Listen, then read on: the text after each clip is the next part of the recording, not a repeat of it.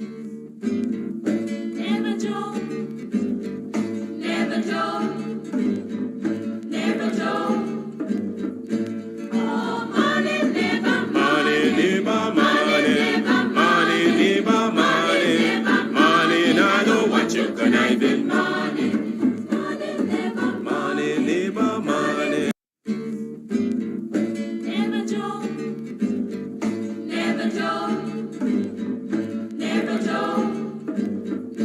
Oh, money, never money, never money, money, never money, money. I know what you conniving money, money, never money, never money, money, never money, money. You can keep your conniving money when you've been knocked for a bum. In a bill, tell me money. Now because your money done, you come with conniving money. When you had your pocket full, in a bill, tell me money. Now because your money done, you hustle for tell me money. Yes, money, never money, never money, money, never money, money. Now know what you conniving money. Neighbor, neighbor, joker, neighbor, neighbor, joker, neighbor, neighbor, joker. That's all the money that me walk for. A 2 pound note and a kill the piece. A 2 pound note and a kill the piece. A 2 pound note and a kill the piece. This all the money that me walk for. I said money, never money, never money, money, never money, money. Now I know what you conniving money. Oh, Joseph.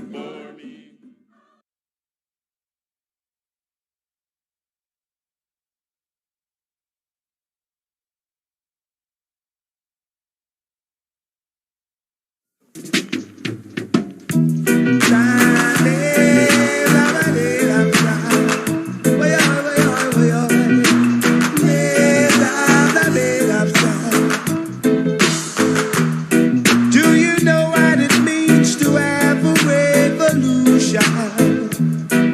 And what it takes to make a solution?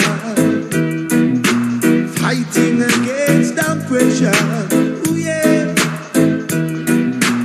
Battering down depression. Oh, yeah. Whoa. Ooh, yeah.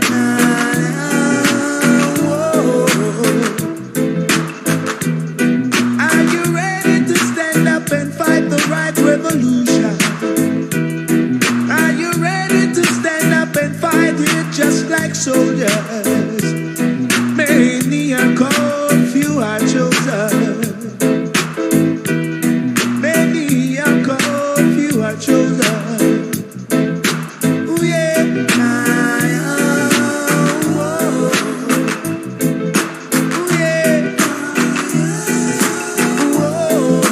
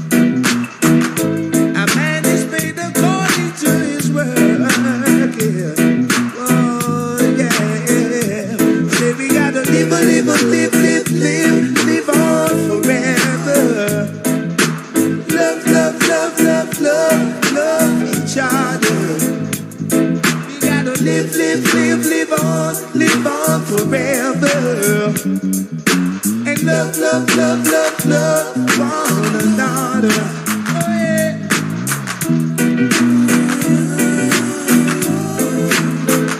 Living and loving and sharing, yeah. Oh, yeah, yeah, yeah.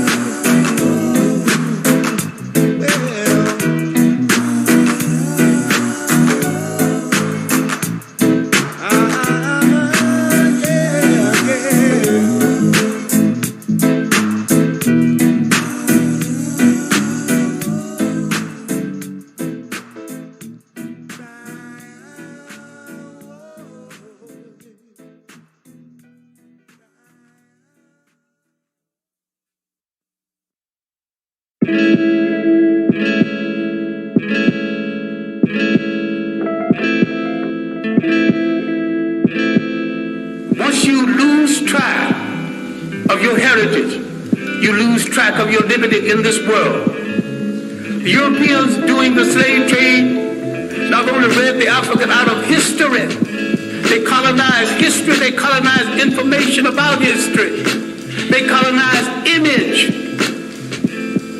they colonized the image of God.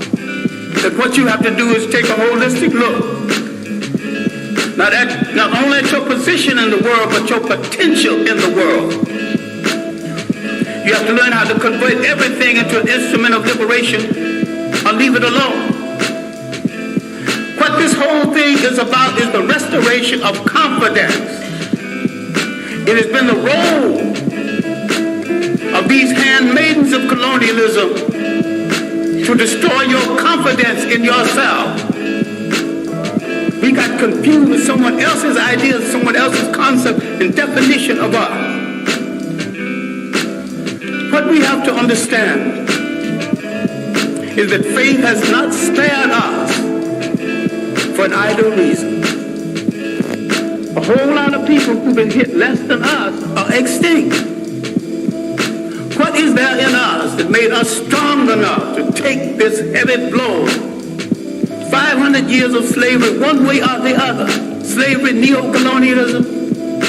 What made us strong enough to survive? What is faith saved us to do? And inasmuch as we gave the world its first humanity, faith has saved us to give the world its last humanity.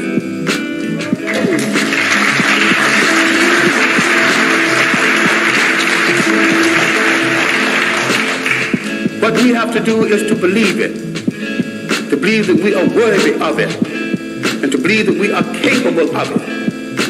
What black studies should be about, what black religion should be about, is the restoration of the confidence. Once we gain confidence in ourselves, and once we look at that person staring back at us from that mirror and like what we see, and don't move from that mirror until you like what you see.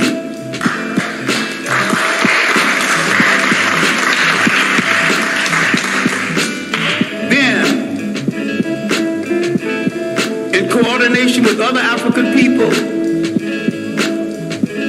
throughout the world, we will give the world a new lease on life. We will turn to all of our people and not one part of them, because we came from a matrilineal society that respected women to the point the lineage came down to the female side. We must answer the call of the great African-American poet Margaret Walker, who said, "Let the dirges in, let a new peace begin. Let us write a new covenant for the freedom of ourselves in the world."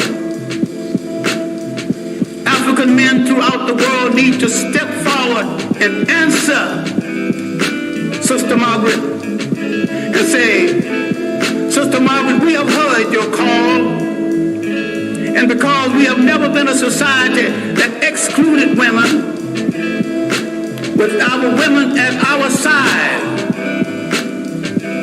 we are ready to pick up the challenge. We are ready to start a revolution that will change the world. We won't get ready tomorrow because tomorrow's things are left to tomorrow.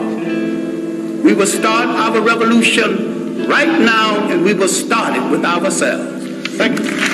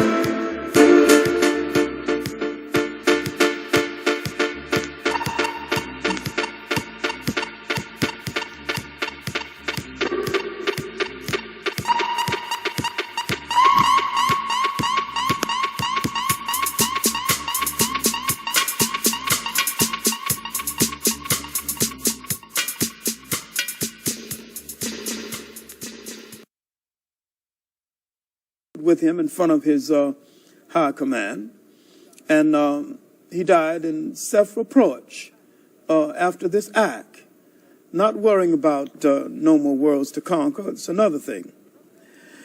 And another aspect of Alexander, which I call the so-called great, that we need to take into consideration is Alexander was a magnificent diplomat, probably one of the most brilliant diplomats ever. He really wasn't much of a warrior. In fact, one of the main reasons why Cletus Niagara could kid him because he had saved his life on the battlefield a number of times. And Alexander, after he got into Asia Minor, was ridiculing Greek soldiers. And Cletus Niagara, the black general, told him, you wasn't, as for Greek soldiers, you really, in effect, not so hot yourself. And he reminded him of the time that he saved his life. And Alexander was a little bit embarrassed and insulted by having this mention in front of his high command. And he was drinking too much at the time anyway. Now, that takes a whole lot of romance out of history to treat Alexander that way, but it's documented truth. Well, what are some of the statements, facts, allegations that Rogers makes specifically about who prominent white Americans were, who he now says were black? Well, he said that 5 of our presidents were black, and considering the fact that the ones that were black seemed to be about the poorest presidents we had, I'd rather not bother about getting into names, but advise you to read the small book by J.A. Rogers called Our 5 Negro Presidents and argue with someone else. But are there any of the families of these presidents alive who acknowledge that one of their ancestors who was a president was black? I'll name one, which because there's been so much writing about it and so much proof, and because some of the families are still alive, and someone want to run this down. President Harding had black blood, had some of what we call Negro blood. Mm-hmm. Where is this documented? There were several articles on it. Alan Morrison, the late Alan Morrison, used to be New York editor of Ebony, did an article on it in the first Negro Digest years ago. But I'll tell you another one, which where the documents are a little clearer. That's Alexander Hamilton. He wasn't a president, but he was very prominent. Sure. Alexander Hamilton, whose mother was a black woman from the West Indies. Are there any other prominent Americans that you can think of that are named in? This would be the second volume. Mm-hmm.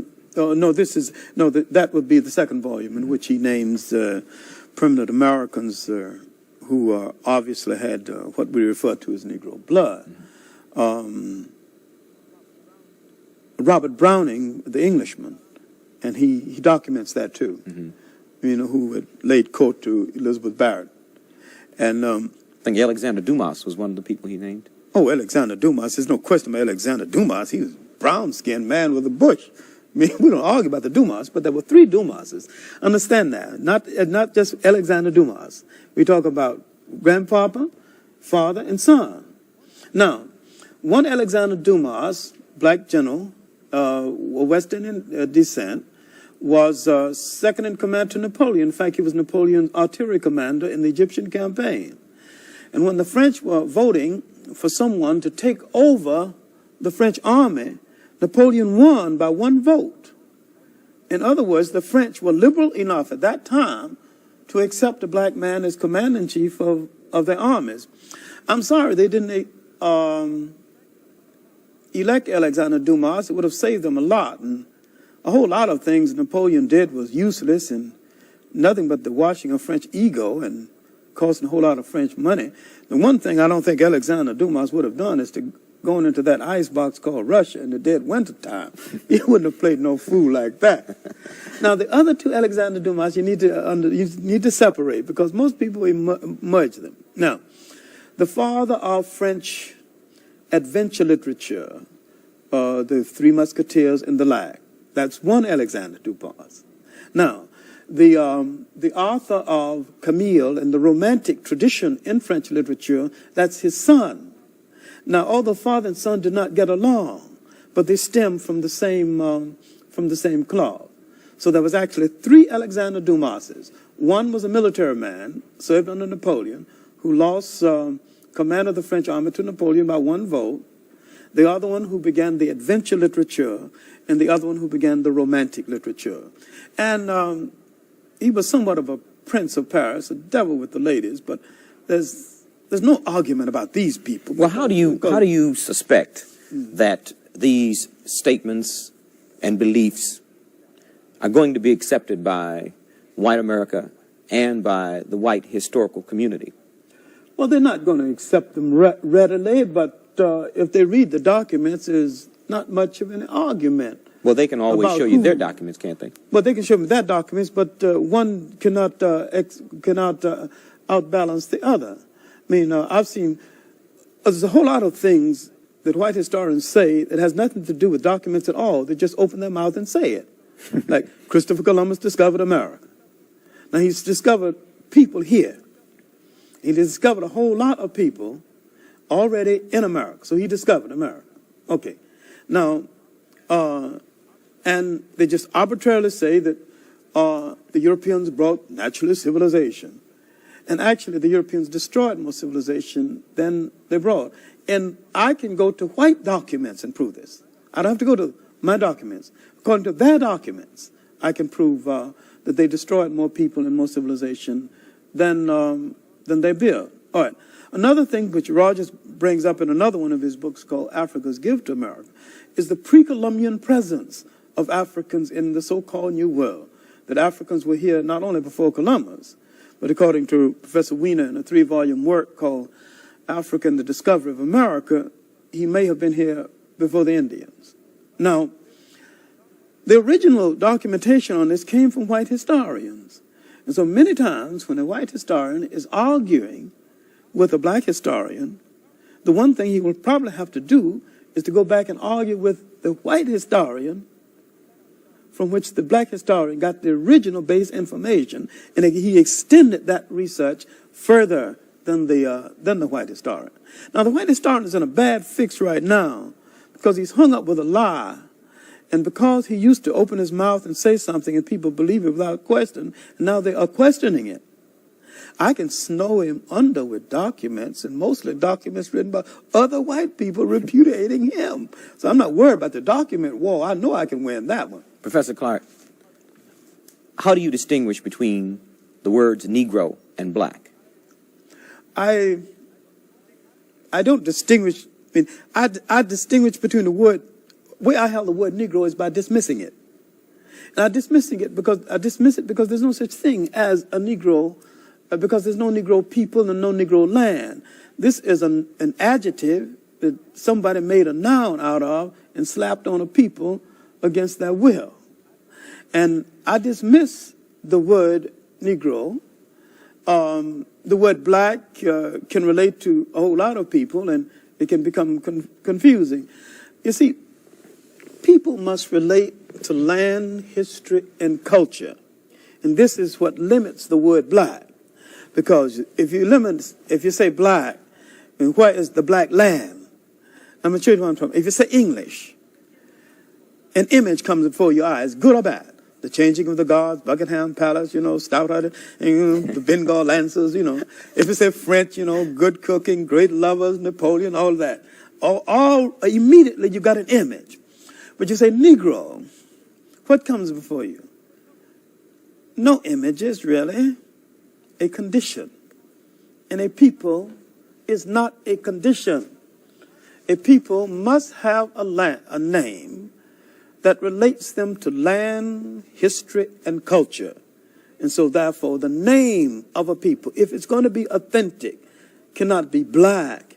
That can refer to how the people look. The name of the people have to relate to the land of origin. Now, no one is having any difficulty saying Italian-American, Greek-American, French-American. I don't think they should have any difficulty saying African-American or Afro-American, as the case may be. Now, these are people who are black in the main. But let's get something straight. All Africans are not black.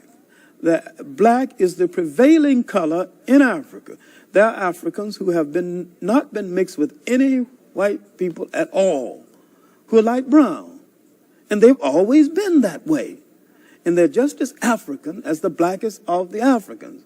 So if we got hung up on a narrow definition like black without explaining that it has elasticity that extends beyond a person being jet black, then we get ourselves into another trap. We get out of one trap and get into two.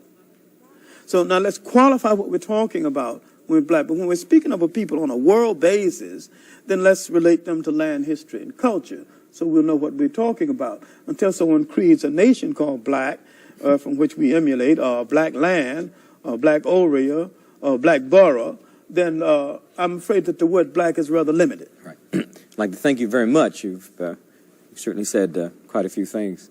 The book, The World's Great Men of Color, is undoubtedly going to cause quite a stir and be of amazing educational value. Thank you very much, Professor Clark. Thank you.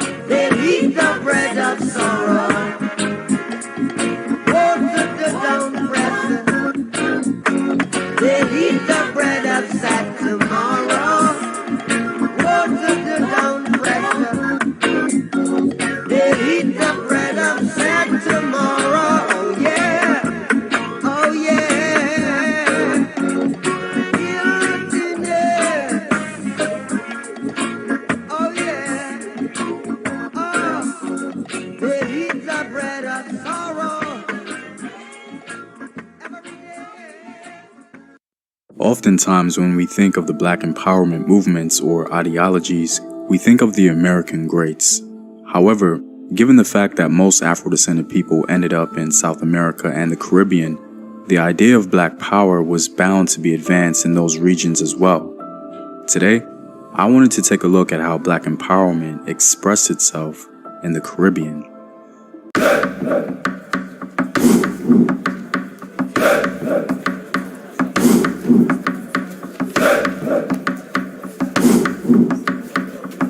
What up, African world? It's Home Team here, and welcome back to another video of African history, culture, and worldview.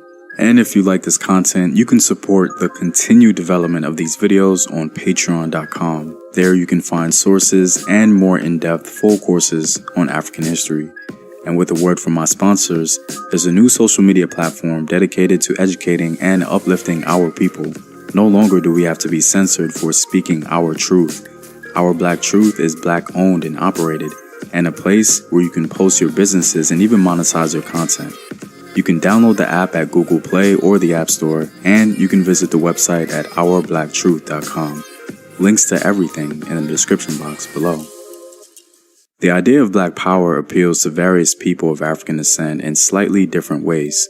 Not all people of African descent are in the same social class, and so their experience with racism and white supremacy may express itself in a different way. Despite this, the second-class citizenship of Afro-descended people all around the globe tends to be a great unifier of sorts for the appeals of the Black power ideology. Black power rage, drama, and style as revolutionary jargon offers something to everybody. To the unemployed, the idealistic, the dropout, the communist, the politically frustrated, the anarchist, the angry student returning from humiliations abroad, the racialist, the old-fashioned Black preacher who has for years said at street corners that after Israel, it was to be the turn of Africa. Black power means Cuba and China. It also means clearing the Chinese and the Jews and the tourists out of Jamaica. According to William Lux, the Caribbean is composed of manufactured societies, a creation of European empires, if you will. One of the key components of the colonial mentality imposed on the mostly Afro-descended population within the Caribbean was no doubt the education system. The education system perpetuated the white supremacist status quo, creating little Black Englishmen steeped in English tradition and history. Now, this is in reference to the Anglophone Caribbean islands, but it also applies to other European-influenced islands. The Prime Minister of Guyana, a product of the English system, said the following: "When we were younger, we remember being told about Henry V attacking at Agincourt and saying something about St. George. That was part of our education. Our own history was neglected, if not vilified. In fact, some of those who instructed us made a point, sometimes subtly, sometimes clumsily, of establishing to us that we had no history." Now, Guyana isn't technically in the Caribbean, but it's still socially accepted as such due to similar culture. This statement by one prime minister exemplifies, at least in part, a piece of the foundational issues in the Caribbean as it relates to the Black power grievance and ideology. In the Caribbean, the opposition of Black power is slightly different. For example, in America, the majority of people who opposed the Black power movement was white America and other non-Black people. But in the Caribbean, because the majority of people were of African descent, the opposition was more of a civil war between mindsets. But we'll get into that a little later. Over time, the Caribbean really had to define itself and form a unique identity because the old European models were just not effective in addressing the needs and concerns of the population, and so Black empowerment became one of the driving forces for this new identity. But of course, there were struggles along the way. William Lux tells us that while in Trinidad, the People's National Movement raised the level of material welfare, but it did not accomplish the redressing of the historical imbalance of giving the Black man a sense of being the master in the castle of his skin. In Guyana, however, they at least tried to address identity by incorporating Swahili in various school systems. The idea of Black power was even promoted on the national stage. The first successful manifestation of Black power was no doubt in Haiti during and after the Haitian Revolution. The Haitian Revolution, the first example of real Black power, spearheaded the movement in a tangible way for the rest of the Caribbean and even America to some degree. Religion especially became a tool of Black empowerment in the Caribbean. African religion played a huge role in the Haitian Revolution and served as a model for a legitimate spiritual foundation for advancement in the future. Haiti proved that in a remarkable and rather glorious way. And so African religion continued to flourish in the Caribbean in a powerful and more concentrated manner. African religion eventually married itself in some ways with the political process in the Caribbean, not only attaining spiritual power, but political as well. Perhaps the most adept person in developing black religion as a black power tool of potential political control, as Diedrich and Bert noted, was the late Francois Papadoc Duvalier. He recognized in the Haitian people the desire for recognition of their African past and developed an aberrated form of black power to rule Haitian dog-eat-dog politics. Duvalier propounded for Haiti what he called negritude, or pride in the African origin of the people. He preached against the mulatto elite, the petit blanc, the cultural heirs of the white French, and won the respect of the poor black masses, the descendants of the former slaves. The Dahomey-influenced religion of Voodoo became the official state religion under Duvalier. It was literally his so-called right arm of power, if you will. He studied the African religion, published a book on it, and won over the Haitian intelligentsia at the time, giving him the political power needed to rule. As leader, he brought voodoo priests to the presidential palace, which was a clear indication of his close ties to that spiritual authority. Now, of course, Haiti was not the only epicenter of black power in the Caribbean. The first signs of black power in the Caribbean were no doubt the endless revolts of enslaved Africans. Guyana's national hero was an enslaved African named Kofi. In a sense, he was a forerunner of the Haitian Revolution, as his revolt happened 30 years earlier. And of course, we cannot neglect Jamaica and the very influential Marcus Garvey. His influence stretched across the ocean into America.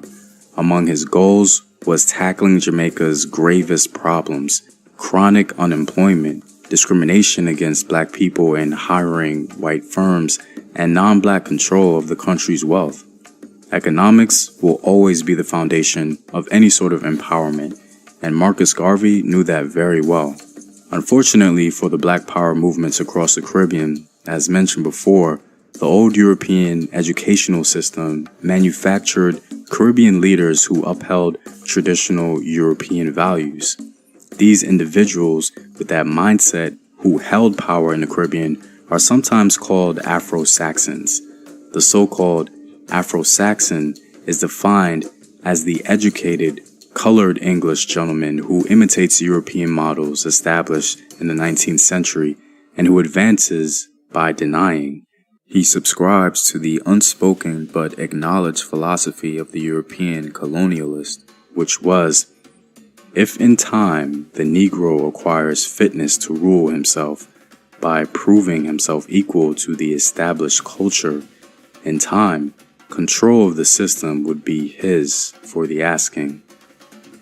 In other words, victory or success for the Afro-Saxon was by accommodation and self-rejection, and thereby his underdog inferiority was cured by conversion. It is against the Afro-Saxons who succeed the colonizers in the professions and in the civil service that black power is rebelling, for the freedom that the black man strives for is from the colonial system established by the European. Because even though the same dynamic exists in America, the American Anglo-Saxons do not hold substantial positions of power, especially in number, as they do in the Caribbean. The intelligentsia of the Black Power movement in the Caribbean knew that the key to their power and true black empowerment was economics. The rebellion against the economic underdevelopment and ownership disparity was a principal grievance and target. Unfortunately, because of the several riots and even attempts at overthrow in Grenada, Bermuda, Curacao, Trinidad, and Jamaica, these governments began to clamp down on black power initiatives. Jamaica even banned the works of Malcolm X, Stokely Carmichael, and others. Black power was a real threat to the Afro-Saxon, especially because his enemy was not physically identifiable. His attempts at crushing it can be seen as almost desperate. I think William Lux said something very profound as it concerns the mindset of the so-called Afro-Saxon in the Caribbean. The assumption that there is nothing of value in the black man's cultural heritage, and therefore he should strive for a niche in the middle-class world as an Afro-Saxon, is fallacious. Well, I'm all out, guys. I'm hoping you were able to learn a little about Black power in the Caribbean and how it slightly differed from America. It's important that we remember that our power comes from economic strength. Owning what we create will always be the real Black empowerment. And if you like these videos and want to help in its continued production, consider supporting the home team on patreon.com. The link is in the description box below. Know thyself. Remember your ancestors. Peace.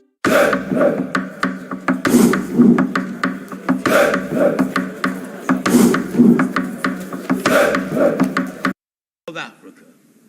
Successful because they maintained an African culture continuity until they suddenly decided in the middle of the 19th century that they would become Black English and Black Dutch and Black French and Black every damn thing except African. But until that point, there were people using their African culture continuity in revolt and holding themselves together based on this culture continuity. Now, let's look at the roots of this culture continuity and the roots of the emergence of a Marcus Garvey and why his emergence in the Caribbean islands is absolutely logical.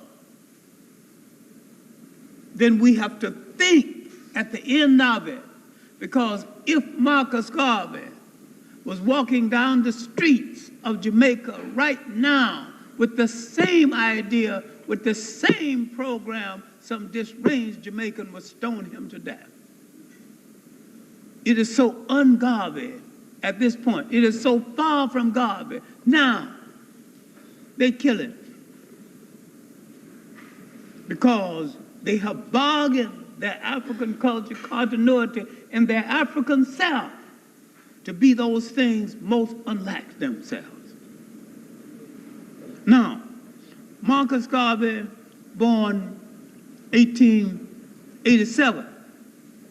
Now let's look at what was happening 1787 in those islands. The Maroon revolts were already in motion and had not only flourished in Jamaica, it had flourished throughout the Caribbean islands.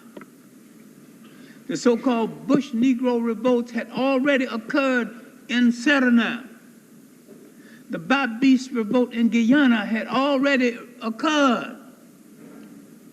The Haitian Maroons were already on the march, and the Haitian Maroons were on the march the same time as the Jamaican Maroons, although the Jamaican Maroons are the best known. There were Maroons throughout the hemisphere, including the United States.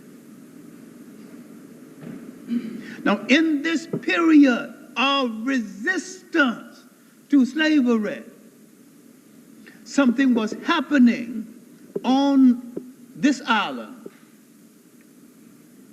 1830 and thereabouts, the British went through the motion of emancipating their slaves. It was a motion only. Now, while the slave was emancipated, he had to go back and work on the same plantation where he had been a slave because no other employment was open to him. Now he must take care of his wife, his children, his housing, his clothing for a pittance. So the new freedom was less secure than the old slavery. By 1865, the Jamaicans began to discover that the emancipation was a fake. This is why it is nonsense when a Caribbean person says, our freedom came 30 years before your emancipation. All you're saying is that your fakery came 30 years before our fakery, inasmuch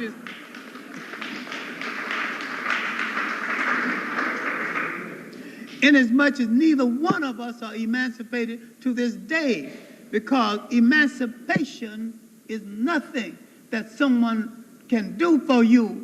It is something either you do for yourself or it is not real.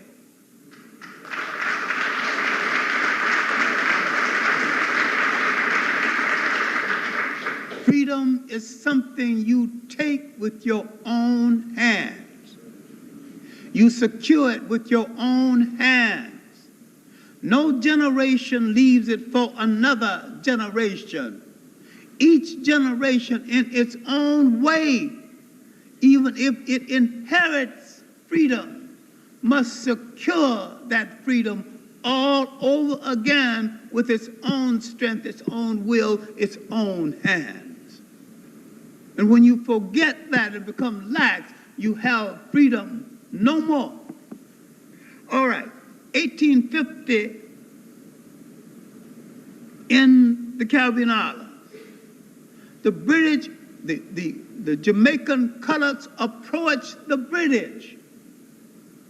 They wanted special privileges. And they were telling the British, if you give us the special privileges, we will protect you from the blacks. And when the British were reluctant to give them special privileges, by 1865, they said, give us these privileges or we're going to join the blacks. Now this accounts for the large number of mulattoes involved in the Moret Bay uprising 1865, and Gordon and other mulattoes who committed themselves to that revolution. Once the British understood this, they gradually began to give these privileges. They began to create a multi-ethnic society based on color, to the point where Jamaica became the most stratified society along color, caste, and economic lines in all the world. Almost as stratified as India with its multiplicity of castes. 70 different definitions of color and caste in Jamaica alone. Special jobs for different people of special gradations of color and hair texture. And this would destabilize the country to the point where the British had an internal army protecting them, and this robbed Jamaica of the privilege that went to Haiti. The Haitian revolts were set in motion by Jamaicans. Jamaicans, troublemakers, that they wanted to get rid of, so they sold them to plantations in Haiti. The Jamaican farmers sold them to plantations in Haiti. And the most noted being Bookman, who decided he's going to be a priest. That he's a priest, and he wasn't going to work on the farm. So as a priest, he began to organize the Yoruba slaves and the solidification of the Haitian Revolution to the point, and he moved it so fast, Toussaint Louverture had to run to catch up with the revolution in order to lead it. And yet, there are two Jamaicans left out of history that helped to set this revolution in motion, Macandel and Bookman. I'm saying that Jamaica forgot its revolutionary heritage. And once a people forget their revolutionary heritage, they come like beggars with an empty cup at the door of a people less than they are, only they don't know that the people are less than they are. They follow people who don't know where they are going just because the people are the color of power. Because Marcus Garvey is descendant of the revolutionary black Jamaican Maroons who fought, he did not grow up with all the color caste stipulation and all the color caste privileges and fear of other Jamaicans. Now you can see the mentality of Marcus Garvey emerging. You can see now where he get all the nerve and the bombast because he grew up with confidence in himself. And besides, he was a master craftsman. And being a master craftsman, mastering a trade that is needed, almost indispensable to the island, this gave him confidence and a little privilege. He was a master printer. He would print, he would call strikes, he would ask for better conditions, and he would go down throughout Central America, asking for better conditions, but studying the people. Now you can see the antecedents of Marcus Garvey before he would arrive in the United States. He would go to England. He would work. He would study. He would work on Duz Muhammad Ali's newspaper, the African Times, an Orient Review. He would read an editorial in that newspaper. The editorial was quote from of all things, a white black nationalist named Booth. Booth was a man in Nyasaland, now the country called Malawi. He had grown sick of other white missionaries, and he went through this country telling the Africans the white man cannot be trusted. And he was saying Africa for the African. When finally the African said that you're a white man, can you be trusted? To his everlasting credit, he said no.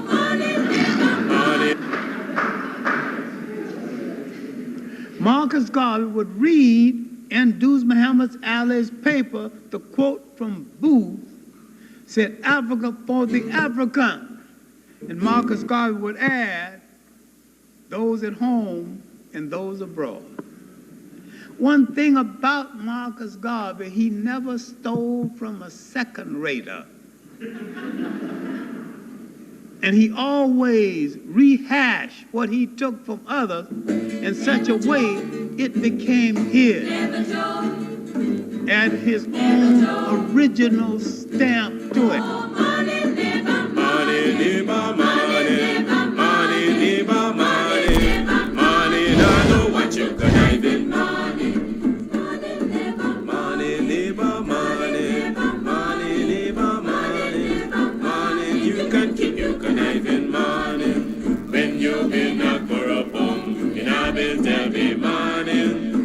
Because your money done, you come with conniving money. When you had your pocket full, in a bill there'll be money. Now because your money done, you hustle for tell me money. Yes, money, neighbor. Money, neighbor, money. Money, neighbor, money. Money, now don't want you conniving money.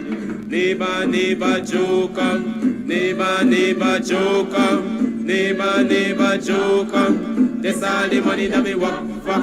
A 2 pound note and a guilder piece. A 2 pound note and a guilder piece. A 2 pound note and a guilder piece. This is all the money that me walk for. I said money, neighbor, money, neighbor, money, money, neighbor, money, money. Now I don't want you conniving money.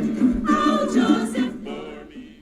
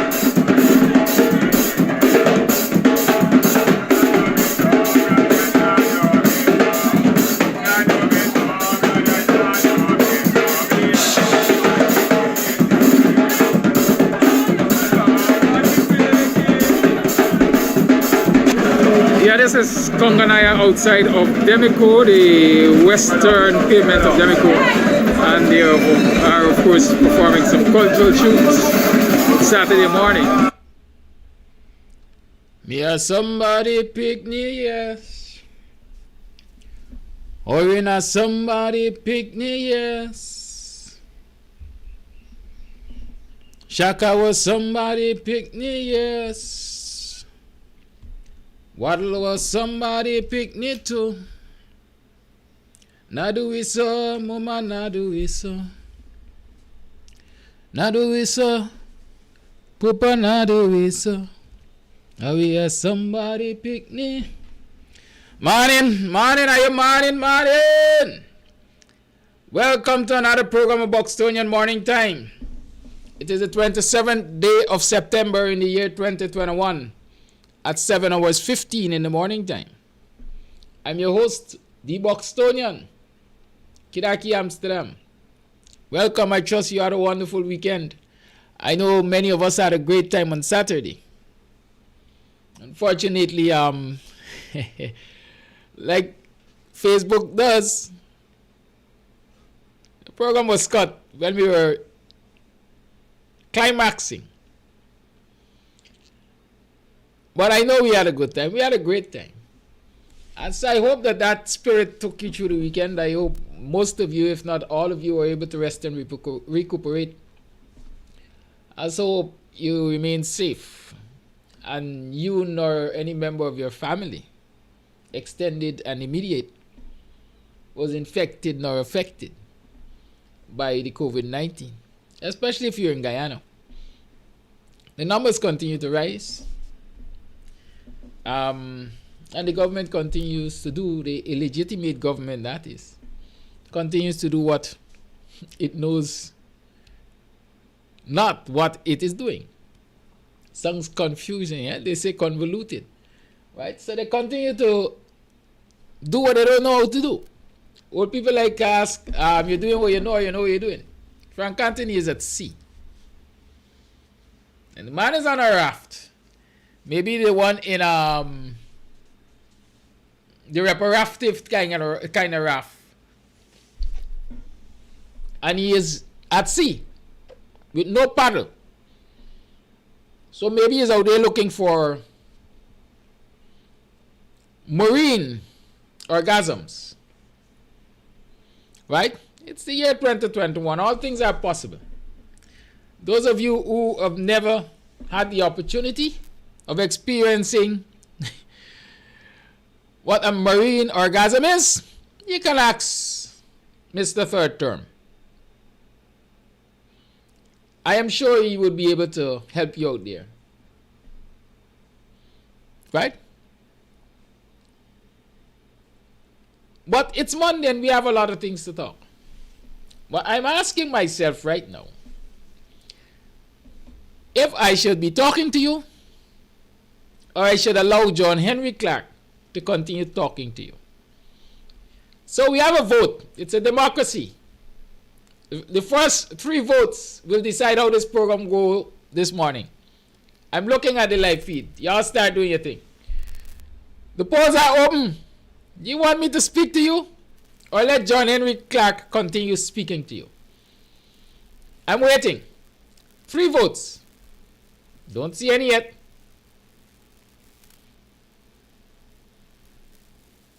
Nothing until now. Is that one?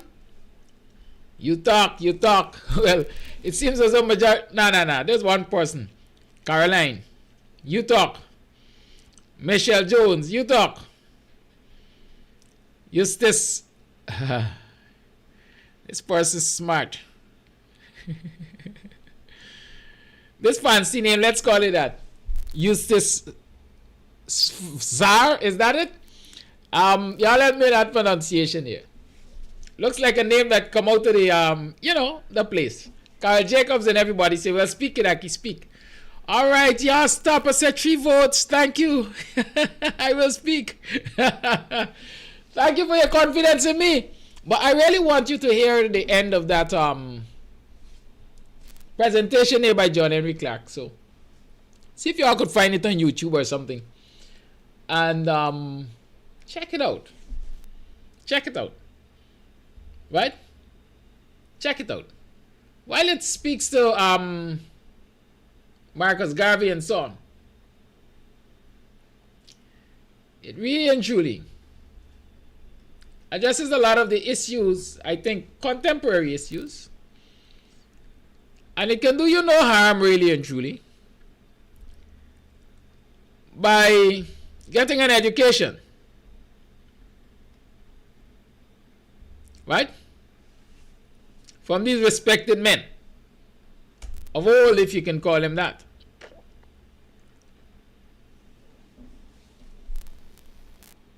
So I just posted it there. Let's go and check it out. It's the 27th day of September.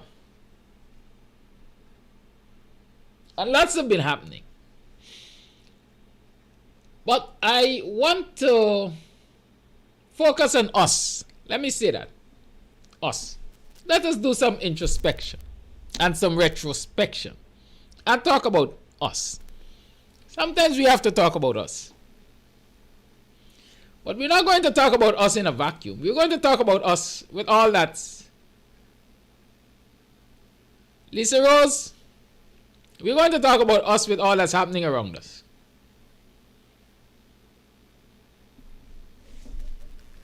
Let's address this one, Lisa. I want to start here. Lisa Rose, small things. So let me get it out of the way. Lisa wants me to address the video of boxing people beating a thief, tied to a tree like a slave. The police station is just around the corner, and black treat black like that. Lisa, let's start by pointing out the man who was tied to the post or whatever and beaten. You call him a thief, we call him a con man.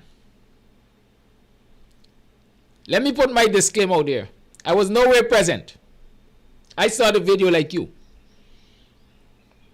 Right? But I say a picture tells 1,000 words. Videos tell 1,000,000 words perhaps. Because you can see and you can hear. And so here is this Indo-Guyanese. Keep that in mind. Indo-Guyanese. Who had the temerity. And I dare say that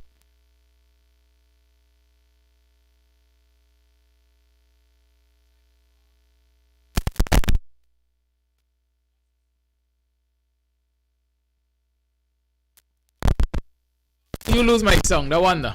Alright, the microphone should be on its way. It's going to get here soon enough. Yes, I have commitments.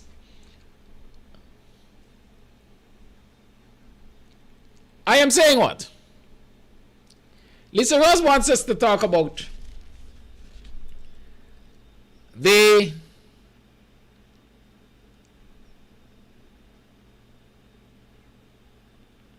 tying of a man to a lantern post or some pole or something and beating him. She says the police station is just around the corner and black street blacks like that. So I'm saying let's address that because that is small things and we can put it out of the way quickly. Let me start by pointing out that she calls him a thief. I call him a con man. Because the accusation, the allegation is that he came into boxing selling people counter jewelry. In other words, he's selling you fake cosmetic jewelry to the unsuspecting to get their hard-earned money. Good? So maybe some vigilant young men and so on, an alarm was raised and some vigilant young men collected him. And they gave him a good old-time discipline. Good old-time disciplining. I don't think, and note I said I because it's my opinion. Looking at what they did, he was spanked on the bottom.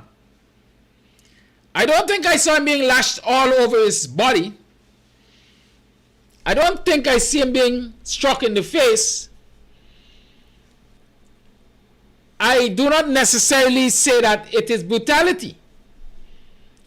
At least I don't see it as the type of brutality that first and foremost the police dishes out to citizens when they catch them breaking the law. Right? I don't see that. I didn't see that level of brutality, number one. Number two, I dare argue that since he's an Indo-Guyanese, I dare argue that when Afro-Guyanese go to Indian communities and they perpetrate such acts, number one, so long as they got caught as this one was caught in Buxton, the level of brutality is 10 times greater. It is 10 times greater. Right? As a matter of fact, in many instances it is fatal. And so let's keep that in mind. Were the Butonians right to give him a whipping and send him on his way? I personally believe that he would have preferred that whipping rather than be placed in the hands of the police.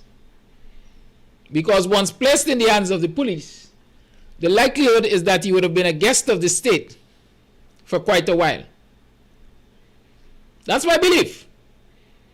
And I think he prefers be free with his life and a good reminder that he got a good tail whipping in Buxton for pulling a stunt. Right? And so Lisa Rose, I really have no problem with them giving him a good old time beating. Buxton is known for that. Since I was a little boy, Thief Man had respect for Buxton. Because they know when they come to Buxton, if they get caught, they're going to get a fine thrashing. Dependent on what they were caught doing, they can get a fine thrashing and released to go and sin no more, according to the good book. Or they could get a thrashing all the way to the police station. Right? Understand that? Cheryl Glenn is asking if vigilante justice is okay. What is considered vigilante justice? That's the question. What is considered vigilante justice? This man didn't lose his life. Nobody killed him. Nobody brutalized him, quite frankly. He just got a few lashes, the rod of correction, as I would want to call it. Many will argue that the correct thing to do is to take him to the police station. Let the law deal with it. Quite frankly, yes, that might be the correct thing in your mindset. But there's something that is called, what they call it, restorative justice. Right? Where people sit, instead of taking it to the court system and burdening the court system with small things like that. People sit and they arrive at an amicable settlement. Amicable. Right? In this instance, I think taxpayers were saved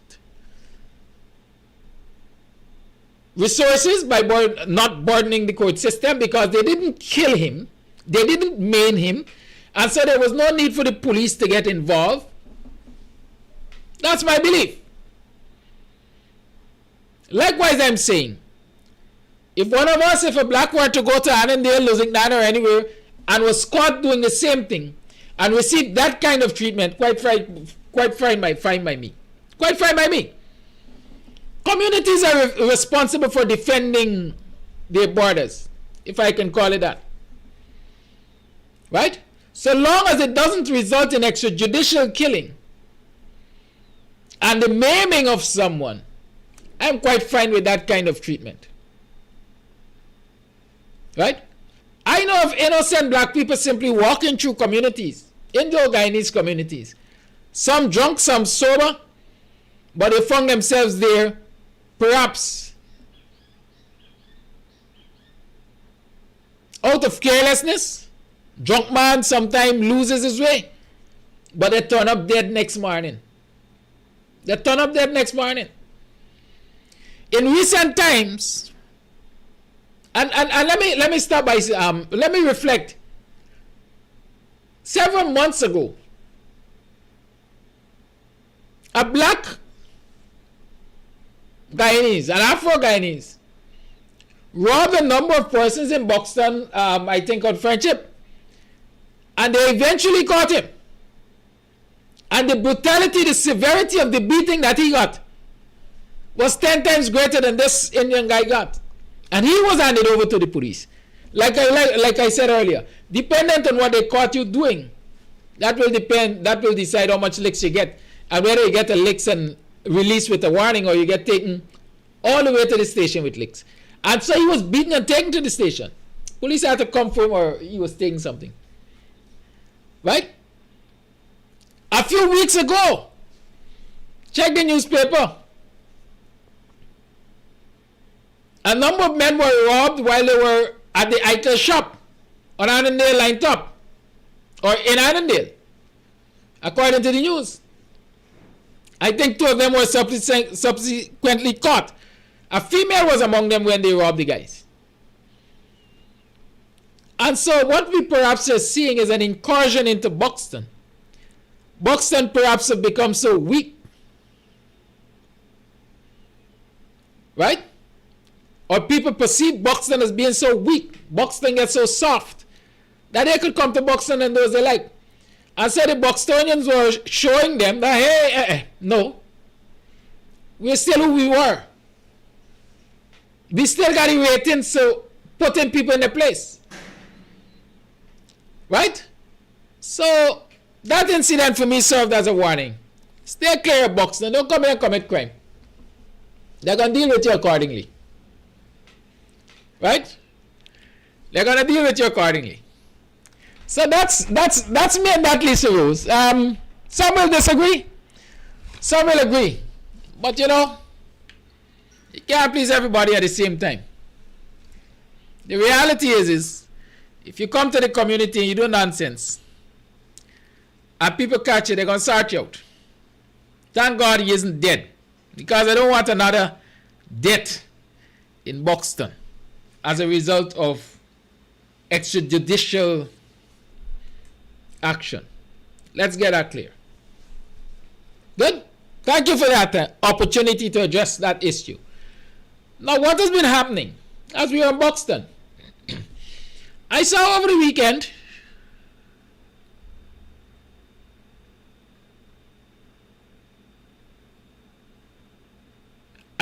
weekend a news report which says 21 streets or 20 and a half streets are to be done in Fowles. Any of you know where Fowles is? Who knows where Fowles is? Fowles is located within the Buxton Falls NDC. Right? Falls is within the Buxton Falls NDC. It's one of the, I think there are 17 villages in Buxton Falls. But since the PPP came back to office, roads, including the main... what one have seen clearly, and what I've reported here several times, is that nothing is really being done for Buxtonians. Nothing is really being done for residents of Friendship and Melanie. One can argue that all the resources of the NDC are being used in the Indo-Guyanese dominated communities. And so I'll share with you this news report, because I don't want to say it's icy. I've been saying all the time. I want you to hear it from the horse's mouth, as we see. Right? I want you to hear it from the horse's mouth.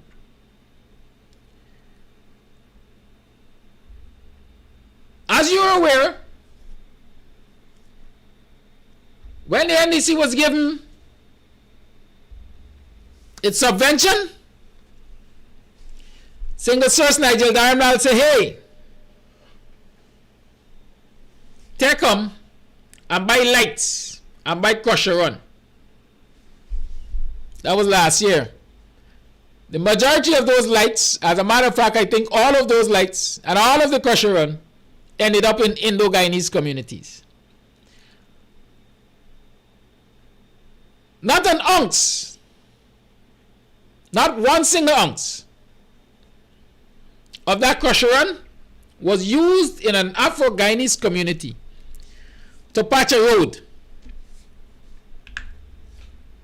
Not 1 ounce. I was told that this year's subvention, Damlal say, hey, we're going to take them and computerize the NDCs, the offices of the NDCs. And so again, it would appear as though single source Damlal is doing his thing with the subvention. The NDCs perhaps have no control over spending it. But I want to remind you that since the last local government election, the PPP is in control of the NDC, Buxton Falls NDC. They have the majority seat there. I understand that majority is also, what should I say, supported by a few coalition councillors who vote normally with the PPP or who are usually willing to vote with the PPP, right? I don't know why. I'm just reporting it as I understand it. Of course, if it's a good thing, I think they ought to support projects that are meaningful for the people. So yes, it's natural that they can vote on projects which are good for the neighborhood. But when the resources are being used in a discriminatory manner, I also expect them to speak up and stand out. Vote against and make a lot of noise for correction. But I don't get those reports. I don't get those reports. I repeat, I don't get those reports. So it is as if every time I hear about the Buxton Falls NDC, I'm hearing that everything is nice and calm over there because coalition representatives are getting along well with PPP representatives. Well, if you know the politics of Ghana, you would understand that anytime those two sides of the house are getting along well, some deals have to be brokered. Some deals have to be brokered. I don't know what the deals are, but I'm saying that the deals are not working out for Buxton. The deals are not working out for Melanie. The deals are not working out for Friendship, Bachelor's Adventure, Beirut. The deals are not working out for black communities in the NDC. It's as simple as that. And so the representatives of these constituencies must tell us how it is. They're getting along so well with the PPP at the Buxton Falls NDC. Right? But nothing of value is coming to the residents of Buxton and Melanie and Paradise and so on. I've been talking since Noah was a boy about the Sideline Dam, for example. Every day it gets worse. People are resorting to throwing grass in holes now. Builders basing holes now. Every day it gets worse.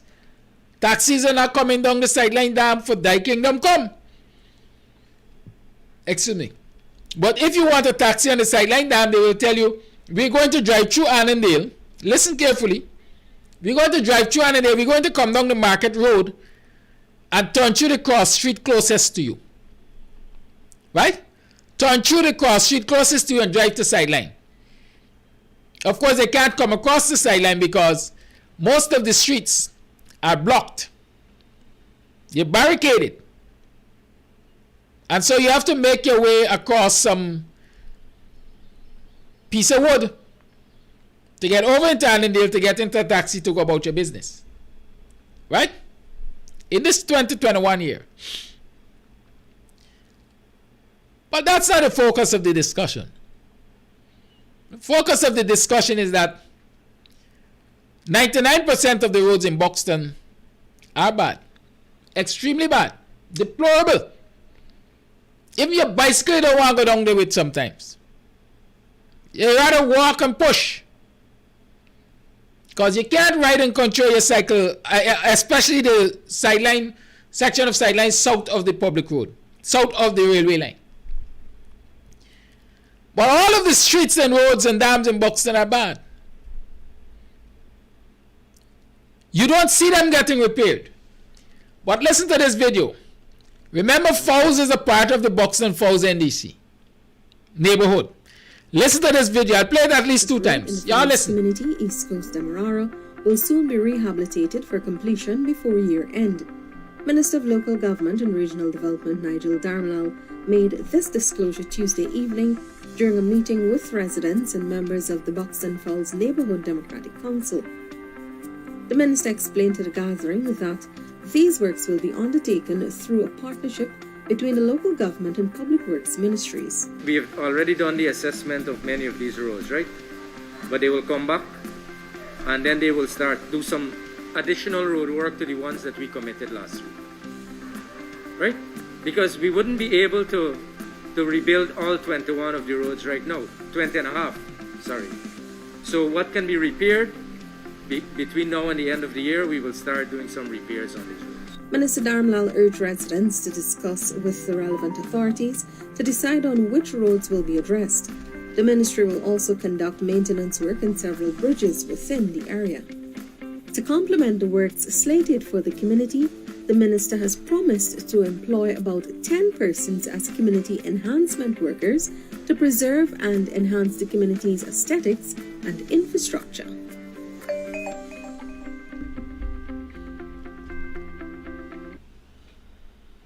I promise to play it at least 2 times. Several community roads, including the main access road in the Fowles community, East Coast Demerara, will soon be rehabilitated for completion before year end. Minister of Local Government and Regional Development Nigel Darmalal made this disclosure Tuesday evening during a meeting with residents and members of the Buxton Falls Neighbourhood Democratic Council. The minister explained to the gathering that these works will be undertaken through a partnership between the local government and public works ministries. We have already done the assessment of many of these roads, right? But they will come back and then they will do some additional road work to the ones that we committed last week, right? Because we wouldn't be able to rebuild all 21 of the roads right now, 20 and a half, sorry. So what can be repaired, between now and the end of the year, we will start doing some repairs on these roads. Minister Darmalal urged residents to discuss with the relevant authorities to decide on which roads will be addressed. The ministry will also conduct maintenance work on several bridges within the area. To complement the works slated for the community, the minister has promised to employ about 10 persons as community enhancement workers to preserve and enhance the community's aesthetics and infrastructure. Y'all heard that, right? So the long and short is there has been a consultation, if I can call it that, with the residents of Fowles, representatives of Fowles and the Buxton Fowles NDC, and a commitment has been given. The area has 20 and 1/2 roads.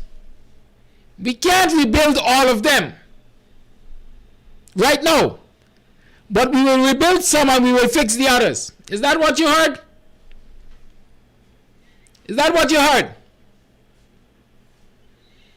I think that's what I heard. Have you heard of any such consultations in Buxton? Friendship, Vigilance, Strathspey. Have you heard of any such consultation in Melanie, Beirut, Bachelor's Adventure? You all answer the questions to me. Especially those who are close and lovey-dovey. with the representatives of this illegal and illegitimate government. Have you heard any such consultations taking place in Buxton? No, I have not heard any. What I've heard and I've seen is people walking around Buxton and talking about fixing ball fields, lighting ball ground. Right? I've seen the Milwaukee Road dug up for several weeks now and left in a state worse than when it wasn't dug up. I've seen for all these years every street in Buxton in a deplorable state. I've seen that the bridges in Buxton, the access bridges, the bridges that link sections to sections in Buxton, wooden bridges, all of them are falling to pieces. Every single one of them falling to pieces. If y'all think I'm exaggerating, come, let's take a walk. I'm ready and willing. Send the Bishop or Nigel Diamond himself. Let's take a walk.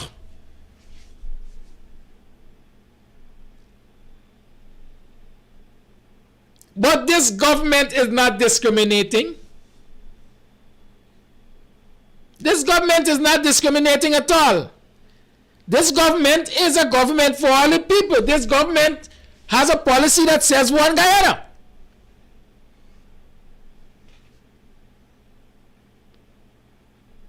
Yet one community in a neighborhood could be talking about having its 20.5 road fixed. And the other community or other communities can't even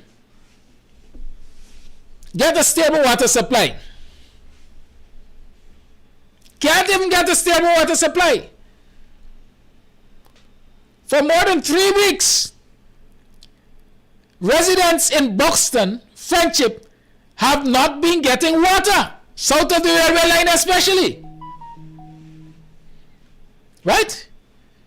When the coalition was forced out of office, residents were getting water at least up to their first floor.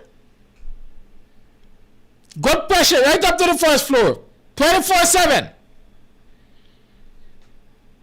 But since Sheikh Bashk is back at Gaiwa, water is a scarce commodity. Ever so more often, people have to be grumbling about not getting water. You got a pressure pump, but it is of no use because you ain't getting water through the lines anyhow. But this government ain't discriminating. This government is for all the people.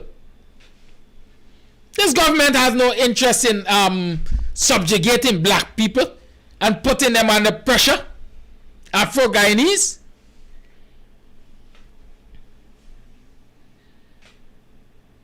No, they don't have the interest in that, but they certainly have an interest in addressing all the plights of Indo-Guyanese communities and pay little scant regard to Afro-Guyanese communities. Is that discrimination?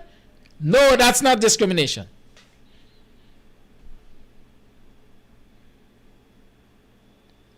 Is that oppressive? No, it cannot be oppressive.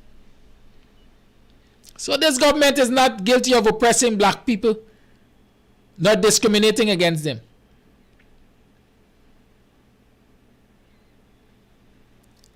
But one rice farmer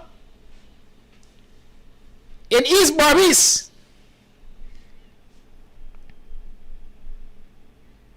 could get $5 million based on his acreage of rice for flood relief because he's Indian. And an Afro-Guyanese rice farmer who plants twice as much rice as this Indo-Guyanese rice farmer can only get $180-something thousand. Despite the fact that that damage to his rice was extensive. Only $180-something thousand as against $5 million. No, But this government is not discriminatory. No, they ain't discriminating. It's one guy and they're being fair to everybody that look like them. Right? They're not being discriminatory.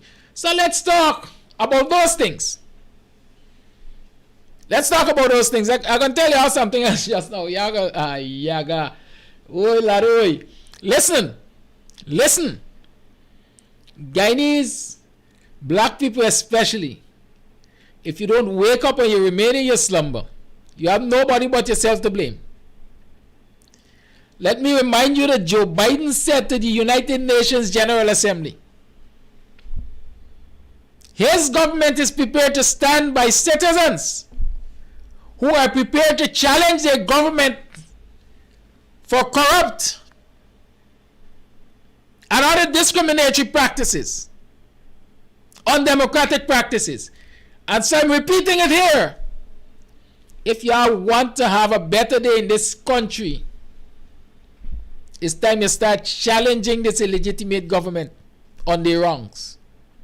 Biden administration say we ain't helping those who can't help themselves. We are fighting for those who are not willing to fight for themselves. And so Guyanese must understand that they need to fight for themselves. Afro-Guyanese. Maybe the Indo-Guyanese don't see a need to fight. Maybe they don't need to fight. Because they get to go to Freedom House at Annandale and collect their packages. Whether it is vaccine or relief, they get to go to Freedom House and meet with Uncle Dead Fowl, and they get what they have to get.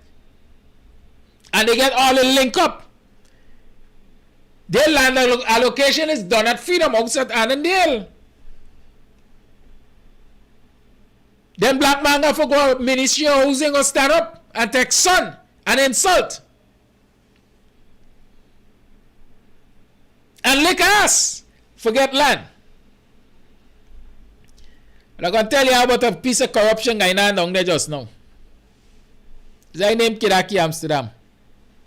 The information comes. And I respect it when it comes. All I'm saying is Guyanese, Afro-Guyanese especially, the regular rank and file Guyanese, and you need to fight. We need to fight. The bad behavior of this illegitimate government, if we are going to see better, if we aspire for better. Don't sit down and wait for Uncle Joe Biden. Uncle Joe Biden said, fight them, I'm going to help you fight. I'm going to bank them. But nothing me alone going to fight for you. And you got to put your shoulders to the wheel. And so citizens must recognize that. That's a good hint from Uncle Biden. But I could decide I ain't want to fight. And let these people continue to do as they're doing. And you're going to continue to suck salt. As them by saying, oh, Laura.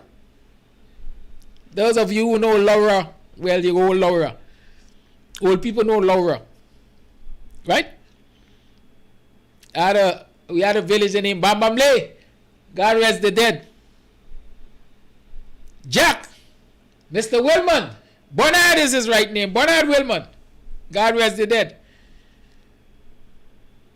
He said Laura. Or was Bolbest used to sell Laura? But them used to sell Laura. The better than they sell Laura. And you want Laura. Right? So you could sit down and lay down and take Laura. Don't get up and stand up and fight for your rights. But these are the things which are happening. The discriminatory conduct continues in this country. The token blacks in government will not say anything about it. Because the fact is, they get in the soup. Whether it's fresh or it's stale, they get in the soup. And they're comfortable with their soup. And they're using part of their soup to encourage other young blacks to join them in drinking soup and selling out the black nation. Right? But a day will come when they will realize that all those black people who tell themselves that they're comfortable because perhaps some of them are quote unquote wealthy, they're wealthier than the others. Let them understand that they will come when they will take the place of the poor, even as the poor becomes poorer. I was explaining to someone the other day that this society doesn't have middle class. If it has middle class, it doesn't have rich, upper class. It got two classes. You're either rich or you're poor. Some might be richer than others, but once you move from rich, it's straight to poverty. You're poor.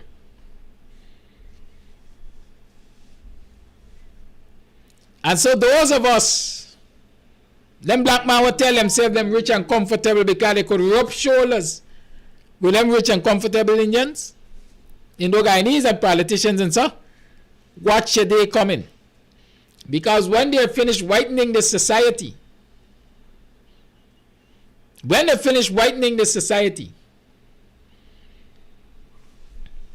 you coming right where the poor is.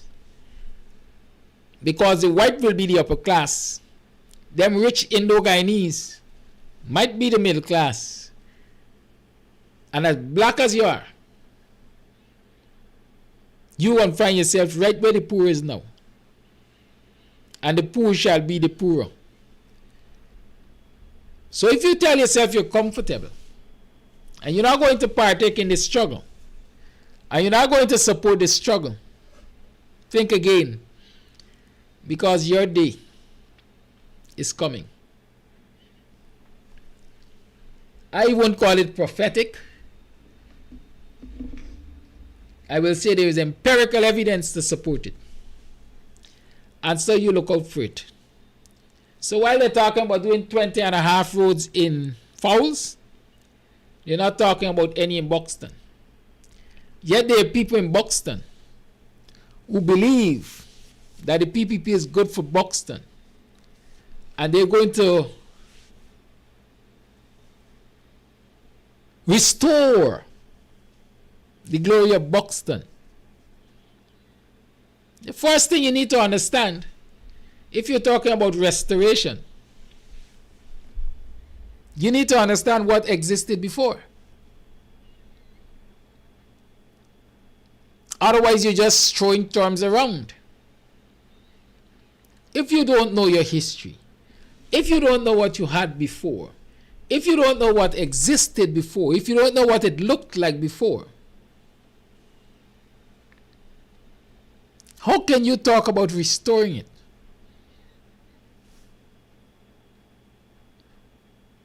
Might be good intention, but then if you want to restore it and you don't know the history of it, then the best thing to do is to go and seek your elders. Seek history and let them explain to you what exists or what existed and what restoration should look like. Right? What restoration should look like. The Buxton, I remember, had about 14 bakeries. Let's say a dozen. How do we restore? All right, let me don't even go there yet. The Buxton I know had about a dozen bakeries. They had several bottom house manufacturing entities, if I can call them that, what we call cottage industries. It had a thriving agricultural industry, both crops and livestock. It had a garment factory, co-op-owned garment factory. It had a plastic factory, manufacturing entity is plastic factory. For those of you who know Buxton, the garment factory is where there's Days Woodworking, now Craig Day, Andy Day as we call him, at the corner of Ogle Street. That building occupied by the woodworking establishment there, that was the garment factory. The other one where the church is in the same compound, that was the plastic factory. You ask any of these folks who are talking about restoring the glory of Buxton if they know anything of those two entities. If they can tell you yes, then they might have a fair idea of what they're talking about. So those are some of the things I remember as a youngster growing up, even as a teen to some extent, adolescent. Those were some of the things you could have found in Buxton. Buxton had Old Trafford, Vasconcelos. Buxton had its own pharmacy, jewelry, jewelers, I should say. I think they had their own, yes, there was definitely a cloth store in Buxton, what you call a haberdashery. So yes, how do you restore, now that I've identified some of the things that existed in Buxton, let's talk about restoring Buxton. How do you restore the glory of Buxton under an administration of this nature? How do you? Let us look at the nature of this administration, and then we shall continue this conversation. This is an administration that wreaked havoc in the Buxton back then. Under Robert Prasad, this same group of people graded down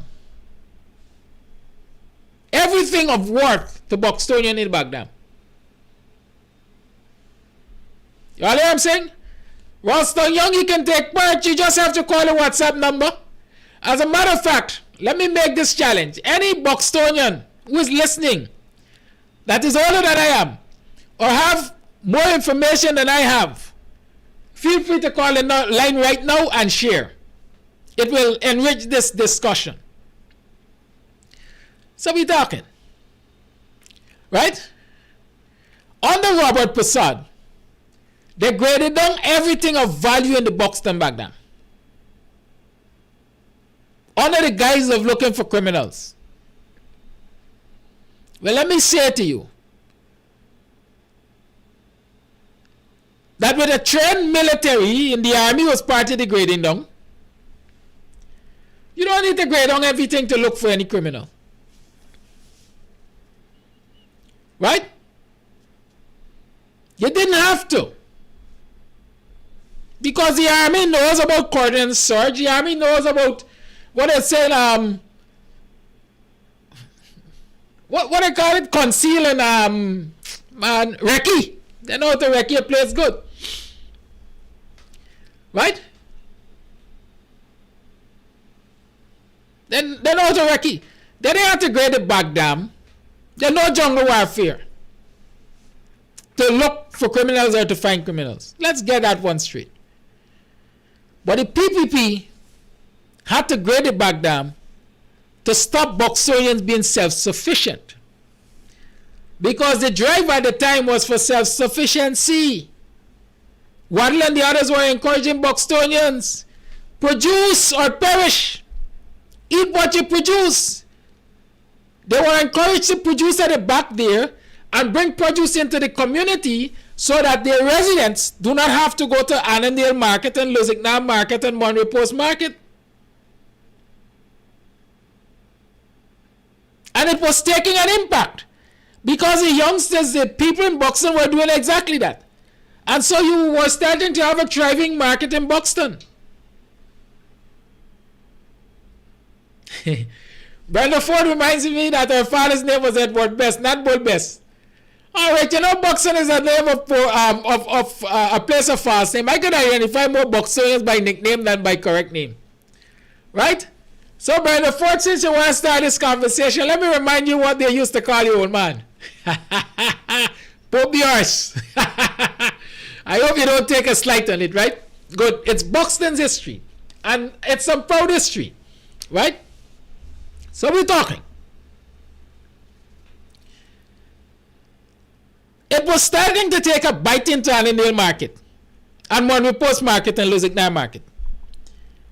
Because people were following, quote unquote, the guidance of people like Waddle and so on, and so they were producing. And Buxtonians were buying from Buxtonians. And so the comeback for that was to destroy the dam back dam. and set them back several years or decades so that our people can get ahead. You think they only graded it back then? They didn't only grade it back then. They bought a drainage project, a drainage and irrigation project. And I didn't need them to challenge me. Even the farmers, I think, can tell you that for themselves.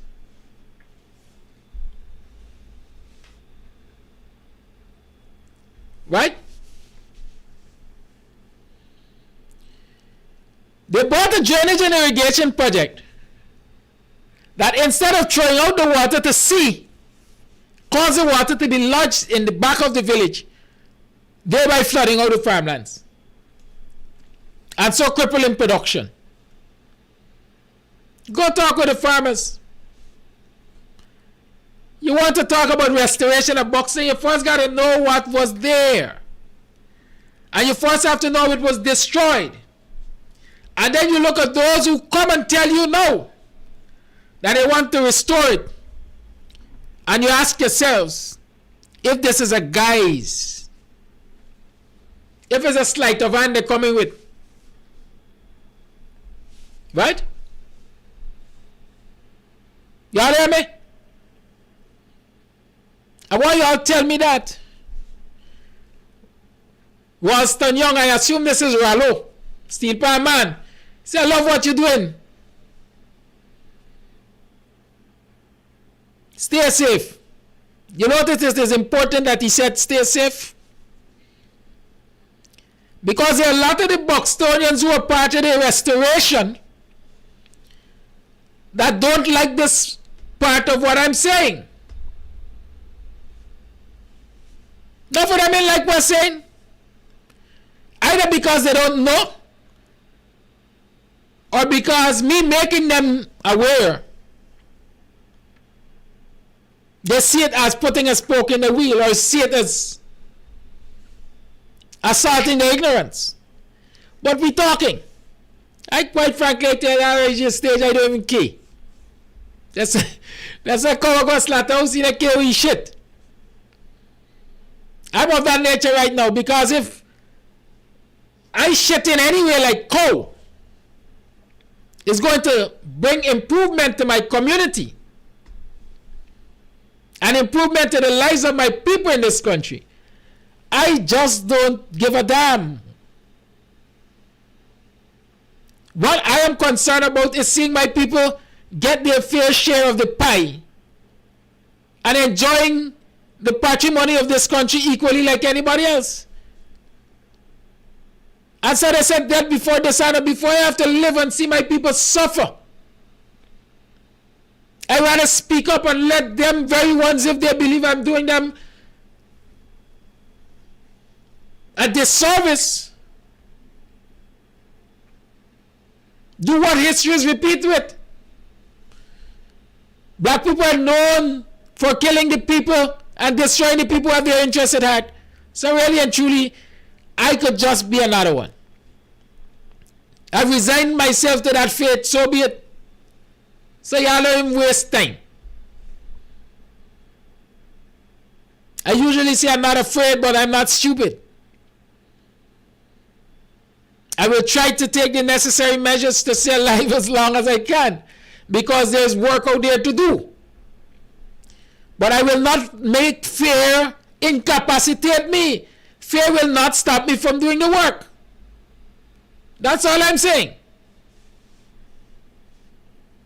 Right? And so, they grade down the back dam, and then they do a drainage project. They're throwing the water back in the back dam, and so make it even more tough for production to take place. Right? That's what I did. Let me talk about restoration. The coalition government, through its RAID project, started the restoration. They came and they cleared a couple 100 acres of land. They plowed it, they bought machinery, they brought machinery to do the work, etc., etc. Production has started. Again, it's not perfect. It's not perfect. Because as is usual, you always got some among you who cannot see the benefit for the entire society, and they try to be selfish in their actions. So as we speak, equipment which were bought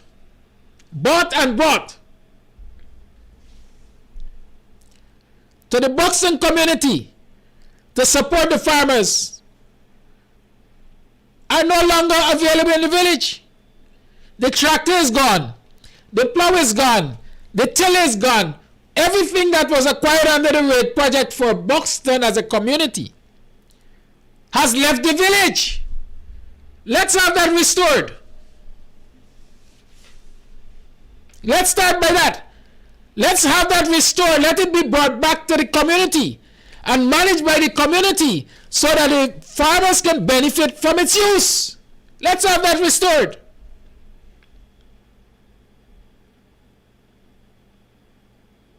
In order to aid the productive capacity of the farmers, let's give them a farm to market road. Fair weather or all weather farm to market road. That is going to help our farmers to bring out the produce because they are producing.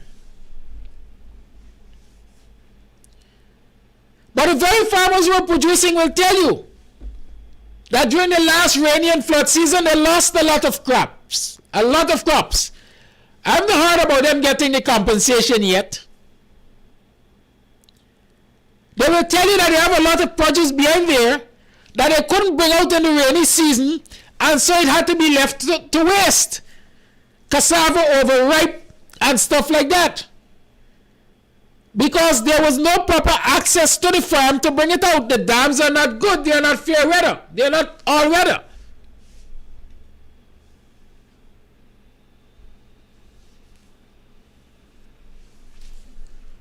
Right? Let's talk about that.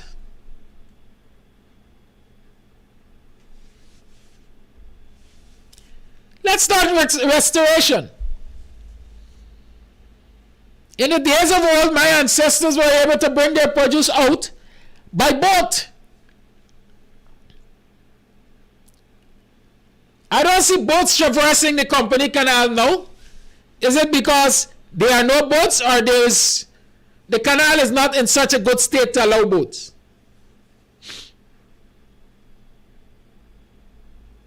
Let's find that out. Let's talk restoration.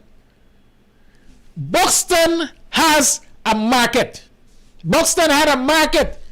It has a structure for a market.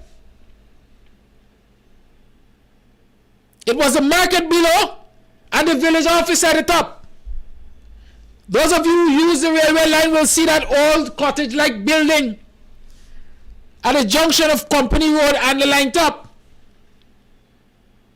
In the NDC compound, if you want to call it that. There's a brand new NDC office built out of concrete.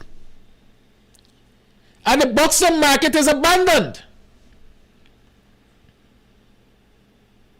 Instead, what this group of people who were in government previously did was to pave a piece of the roadside and call it the market tarmac.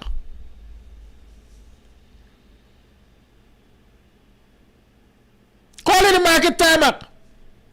Since they were in government previously, they built a public facility, a toilet facility for the vendors to use while they're at the tarmac. That thing has never been opened one day to the vendors. The so-called market tarmac has not been handed over to the NDC, so the NDC cannot collect market rates from it, vending rates from anybody on the tarmac. Let's talk about restoration. Buxton had a market where vendors used to pay their market rates, and so income was going to the Buxton village office. Income that could have been used to maintain bridges and do other things in the community. Let's talk restoration. That's what we want. Right?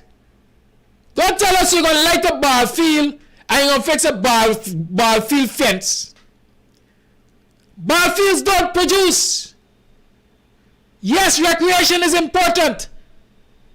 But people don't recreate on empty stomach. And people don't recreate when they can't provide for themselves.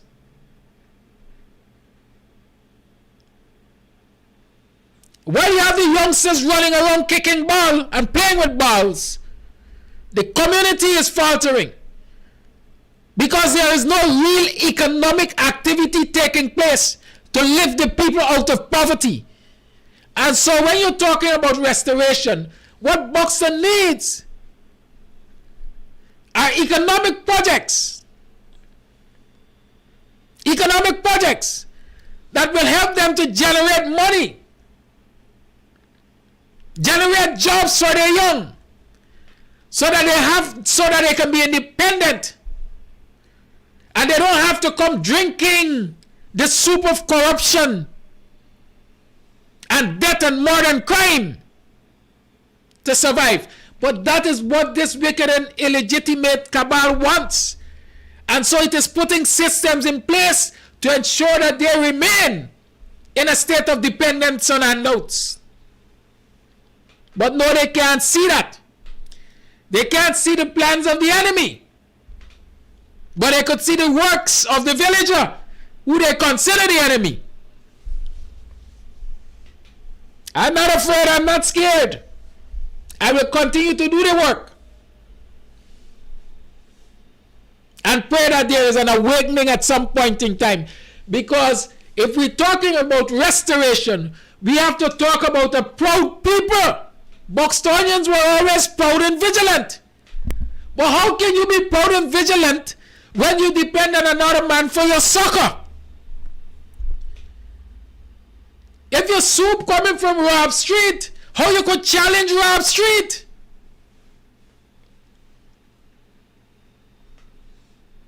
But if your soup coming from within, then you can remain strong within and you can challenge those without. And while I'm focused on Buxton, the same goes to African Guyanese community across the country. Why you think I got Clifton Hickins calling names this morning? Running into places like Agricola and Albaistam and so on. And playing good.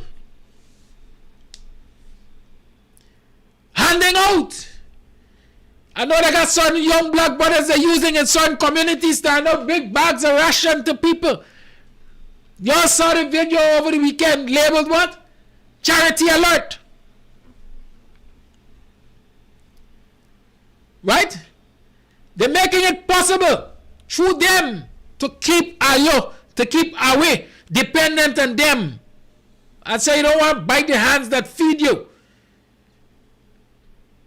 Because you think that they're really feeding you with a good heart. But the aim is to keep you dependent on them. So that when they call upon you to defend your food, you think it's a justifiable call. Right? You think it's a justifiable call.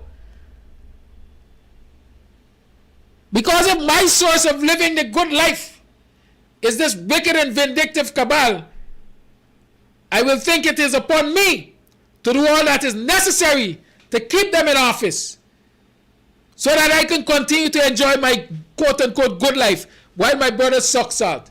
And so when they say murder the one Mr. Amsterdam because he exposing we and he gonna make we lose government, you feel is a justifiable call because you're protecting your soup. Y'all gotta understand it. Me, I don't care. According to the young Indian boy in Annandale, you see they say, me not frightened man, and God got to take this off forward. I share his philosophy. And so I will continue to do the work. Buxton had a trade school, yes, Mr. Springer. Buxton had a trade school and it now has a practical instruction center like onto the same thing. The difference is the trade school was equipped both with human resource and capital resource. And so it was churning out tradesmen and women. Now the trade school is just that. A trade school, because its students, if you ask me, are trading places. They move from the secondary school up the public road and they go down to the trade school at the back and then they go out. Right? Let's talk restoration. Let us restore our backlands. Let us restore the canals so boats can travel. Let us help to restore the productive activity. Let them make small business financing available to Butonians. Let them provide special financing for them so that all the people who know to make cassava bread, for example, and casrip can go back into making cassava bread and casrip with all the excess cassava. Coconut oil is a thing right now. Make resources available to them so that they can go back to producing coconut oil. Guide them as to how they can improve on the production of coconut oil, not only to make it marketable nationally, but to export it. You ain't got an interest in that. You want get the youngsters running around kicking ball and play with balls. Because what? Look at it. In the last 10, 20, 30 years, as Buxton produced a footballer of international repute or a cricketer of international repute, I'm asking. As a matter of fact, talking about cricket and Buxton, the youngsters who have stood out in cricket and Buxton will tell you the amount of discrimination they have faced from the East Coast Cricket Board and the Guyana Cricket Board when it comes to selection. They have outshone many others, but they are still to see places and the teams that matter. Let me talk about restoration. Since you're closer to the table and they can talk to you, you can listen to them. The assumption is that they will listen to you. You talk to them about restoration. Tell them we want human resource at the PIC, the Practical Instruction Center. Tell them we want capital resource at the Practical Instruction Center so that our youngsters can truly learn trade and learn to use modern day trade equipment. Tell them that. See if they will listen. Tell them we want smart classroom at the Buxton Secondary School, because it has shown that despite the fact it doesn't have the kind of resources which others have, it has been holding its own, producing students with a number of passes at the CXC, high-level passes. Tell them to enhance what is being done there. Tell them that. Tell them to come and sit with young Buxtonians who have business ideas and provide mentorship for them and guidance for them and capital for them and guide them in marketing, not only locally, but on the World Wide Web. Come, let's restore this once proud village, man. And as you're doing it for Buxton, use Buxton as an example to the other black communities what is possible and what is achievable. Let's talk restoration. Restoration is not talk. Restoration is a damn action verb. Right? You don't get restoration with passivity. You got to put work into it. Let's talk restoration. Restore roads so that we can easily bring our produce to Buxton Public Road like we did in the past and transport it to Georgetown. As a matter of fact, make it easier for us that our transportation vehicles can now go to the farm and pick it up And a record can get it to the marketplace. So we will reduce spoilage and damages. It was done for Perica. Why can't it be done for Buxton? We're talking restoration. Restoration is an action verb, I repeat. Don't just run your mouth. Don't just go wrong with the ignorant and the dull. People ain't got a sense of their history and where they come from and what pride this community had and what assets this community had. And so you could kerfuffle them.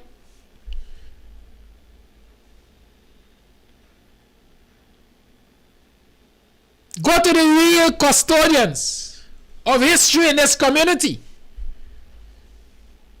and talk to them about restoration. How can we help to bring back the pride and productivity of Buxton? Buxton had, as far as I remember, at least 2 steel orchestra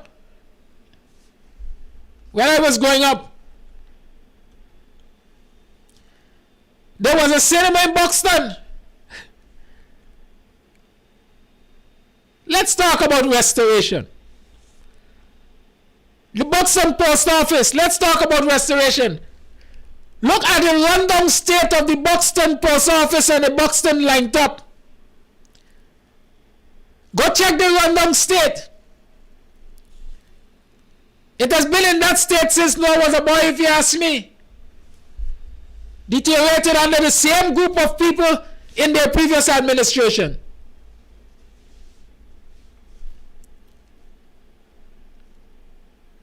Let's talk restoration. Fix the Buxton Post Office.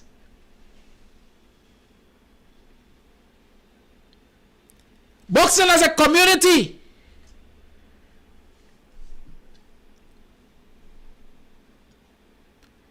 has produced historically lots of tradesmen. You want to restore pride? Find them. Provide capital so that they can establish their own workshops. Y'all know what I'm saying? Through the help of some overseas Buxtonians, the Buxton Health Center was brought to a level to become a cottage hospital.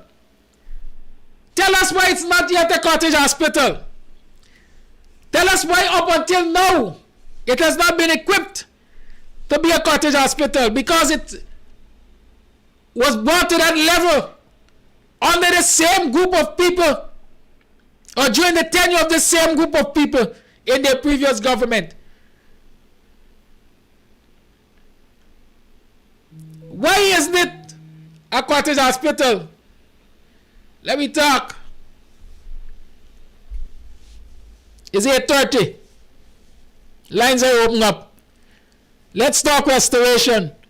And like I said, I might be focused on Buxton, but the same reasoning, the same dispensation is what exists in black communities across this country.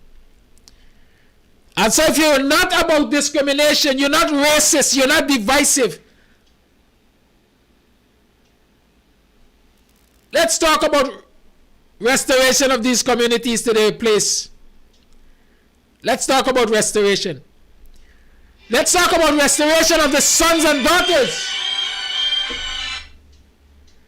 Let's talk about restoration of the sons and daughters of these communities to their place of prominence in the public service. The hundreds who have been dismissed since this administration took control.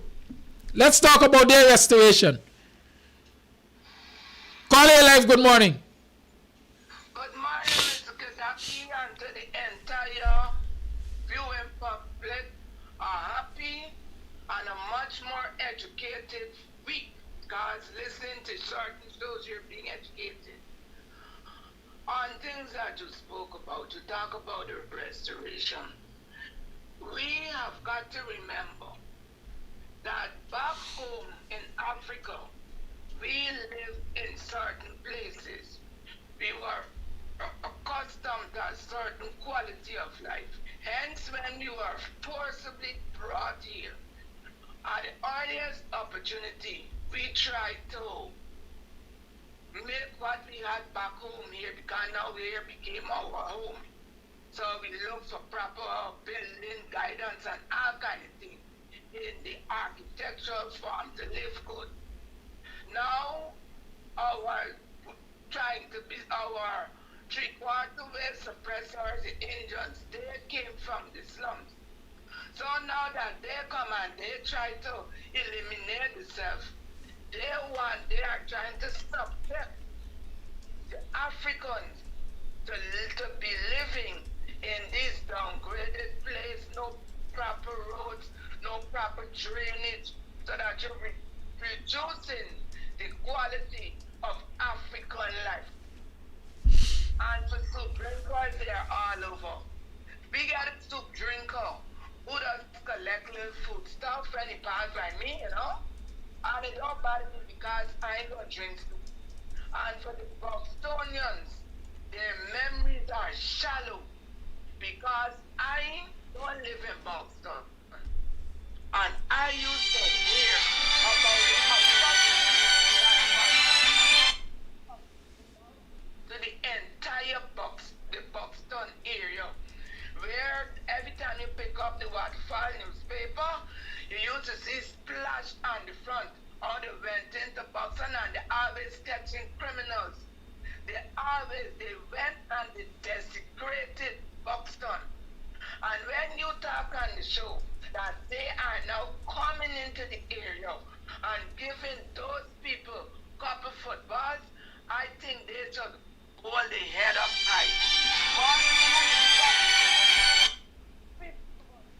All kind of thing. But the moment you make up your mind and hold your head, they bring footballs, you leave it there. You do like what them black men do about me, so them don't sacrifice a harmful. But people got to win. Black people got to win. They also got to suffer. The other person doing. Oh, they just want to put on a smile and accept whatever is being trusted to them. And we as a black people, we gotta stop allowing that to happen to us. And as long as people sit down and got these people throwing things at us and we pick it up like a dog, they're gonna always treat us like that. The last point. I hope now that seeing Biden say that he don't want his people to come to Guyana because of the COVID, the rising COVID, the amount of COVID deaths. The Guyanese, the head of the Guyanese is in front of them should realize that as simple, they mightn't understand that their mentality work, and some black people too. That is a starting of sanctions on Guyana. The people be asked sanctions. And once I don't tell my people, don't go to Guyana, wait for the other part. Guyanese will not be able to go to the States because you can't, me on can go, you can't come. And I know now there is going to be a shift with the COVID deaths because now that Biden decided that the people can't go there and other countries, you watch it. And now it's when PAHO and WHO going to check out Guyana serious because they're going to want to go outside. So now the debt's going to retract. And when you retract the debts, it's going to cause for an international investigation by Pan American Health Organization and the World Health Organization into the skullduggery at the COVID-19 gas camp in Guyana. I pray that they could stand the tides that are coming to Guyana in a big tsunami wave with the lives of the shedding. That is my point this morning. Thanks. Thank you, caller. The lines remain open. 6225933 is the number to call. I'm repeating my guidance. If someone is on the line, please resist calling. Please resist calling. They will finish at some point in time. The lines are opened. 6225933 is the number to call.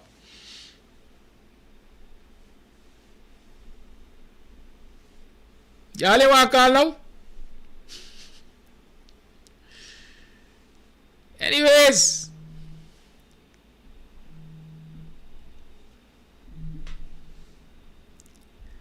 Call your live, good morning. Yes, good morning. Good morning to the viewers.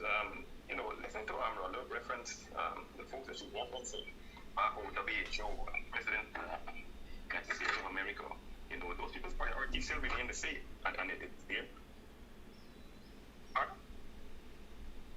Go ahead, caller. Oh, yes. Their priority still remains the same, and their priority will remain as the oil at sea and not the citizens of Guyana. So while we assume that, if we approach these people, we... Yes, I'm with you, caller. You should be referencing someone else. Okay. So his priority... his priority will remain the same. So while we look to them for help, I think they're the wrong set of people to look forward to in supporting us in this cause, and it needs to happen internally and stop looking for external assistance, because when they come with their assistance, they're going to come with a lot more than assistance. They're going to come, and we know about the base and all these other things that they highly would like to set up here because of Venezuela, etc. And for those who don't know, anyway, I'll get into that at a later time.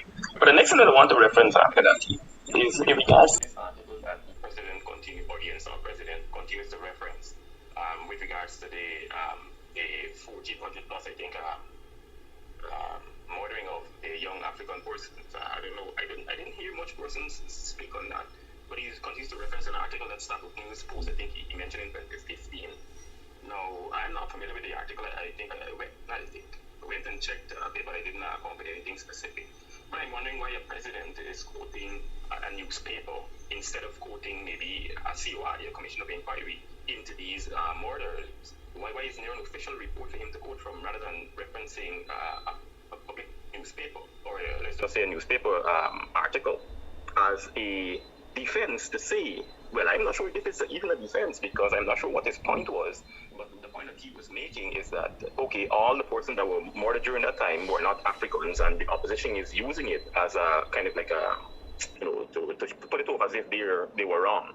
No, I'm saying, so because they were not 100% maybe Africans, is he saying that justifies what they did under their leadership?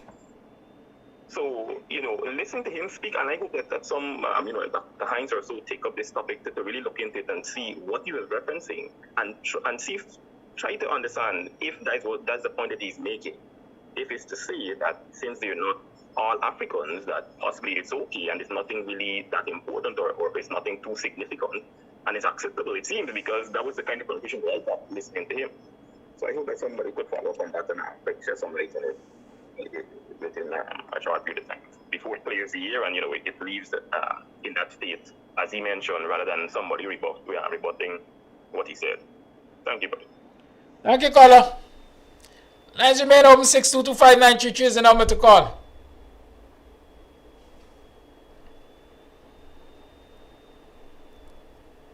Make those calls. Let's talk about restoration. Hey, Ladoy. Some people just throwing words around. You don't throw words around. Some words are action words. You got to put in the work. But how would you work if you don't know where you're starting from? That's my point. And so while we are talking about no mandatory vaccinations and so on, the onus is on all of us to talk about restoration. Let's talk about restoration of our communities so that they can return to their economic and social strength and surpass what they are known for. Let us talk about restoration of the voters list. To credit everyone, do you know that in a matter of a month or so, Local government elections are constitutionally due in this country? Yes. Local government elections are constitutionally due. But the question is the apparatus in place to facilitate the hosting of such elections? Do we have a credible list? Let's talk about the restoration of those things. Good morning, my brother. Good morning to you. Welcome to the program. Yeah, you're on point as always. You understand? But one thing I'd like for our people to understand, that whatever it is we need, we can't expect any other person to help us with, especially when we have such a draconian and tyrannical administration whose only attempt is at genocide. And when Mr. Stuttering or Muttering or whatever you would like to call him, the president, can say there's no extrajudicial, you understand, murders in this country, he should have dropped dead there immediately. But we as a people got to realize, and I think we have reached a point where we will stand up and begin to push back. Because there's no way that 64 people should be able to keep hundreds of thousands of people in bondage. And as you rightly said, we need to have all these things restored where we can be self-sufficient and we have our own village government. But our people, we need to free ourselves too from this mental paradigm, as you like to say, because many of our people, our God and our loyalty lies within our belly. Feed them a little, probably a little dal and 2 roti or something. I mean, this may sound rather harsh, but it's a reality. And then you sick them on your brothers. But things are changing, brother. There are people who are opening your eyes. You understand? And that's some of the same things that I would say on my program. I would even get some information from your program to use on my program. You understand? And I'm thanking you for the work that you're doing. And I hope people can understand and know that you are there as a light bearer. Because we can't depend on our leaders. We can't depend on our leaders. This revolution will be for the people and by the people. And, brother, this is the man that contacted you several times with the radio station. Yes, I got it. We can never make a mutual time to meet and talk. I only hope, I know that, as a warrior, you're on the battlefield. And there isn't much time for relaxation. But you got to keep pushing and pushing until the enemy fall back, roll over, and die. And we got to remember what was instructed by your ancestors, that when things change, leave not one alive, mother, daughter, father, child, pregnant, mothers, nobody, utterly and totally destroy them. So thanks for this little hearing, brother, and keep up the good work. Thank you, caller. The lines remain open. 6225933 is the number to call. Let's talk restoration. How many of you are ready to agitate for a credible voters list? How many of you are ready to agitate to ensure that open and fair-minded people are hired to do the work at GCOM? I know a lot of focus has been placed on Lowenfield and Mingo and Roxanne Myers and so on. But do you know how many of the daily administrative staff? Hold your line, please, caller. Hold your line, caller. Yeah. Do you know how many staff they have dismissed from the admin office of GCOM? And they're making moves to replace them with people that they have control over. Do you know that? These are the things we have to pay attention to even as we talk in restoration. Let us return GCOM to a credible electoral institution So the people who are there are not people who are taking political sides, but people who are serious about wanting to see democracy blossom in this country. Let's talk about that. Call it live.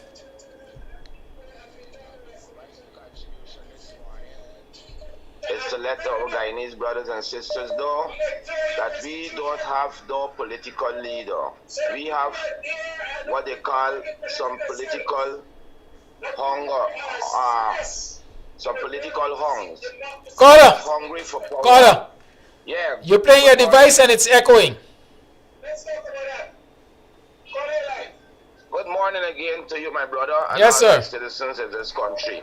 I want to make one contribution this morning. I want to make the Guyanese people know that we don't have political leaders. We have political hungs, just hungry for power. We the people, with Brother Nigel London, we the people got to push back on this installed regime government. We can't take this any longer. Thank you. That's my contribution. Thank you, caller. The lines remain open. 6225933. Let me stick a pin here. Let me stick a pin.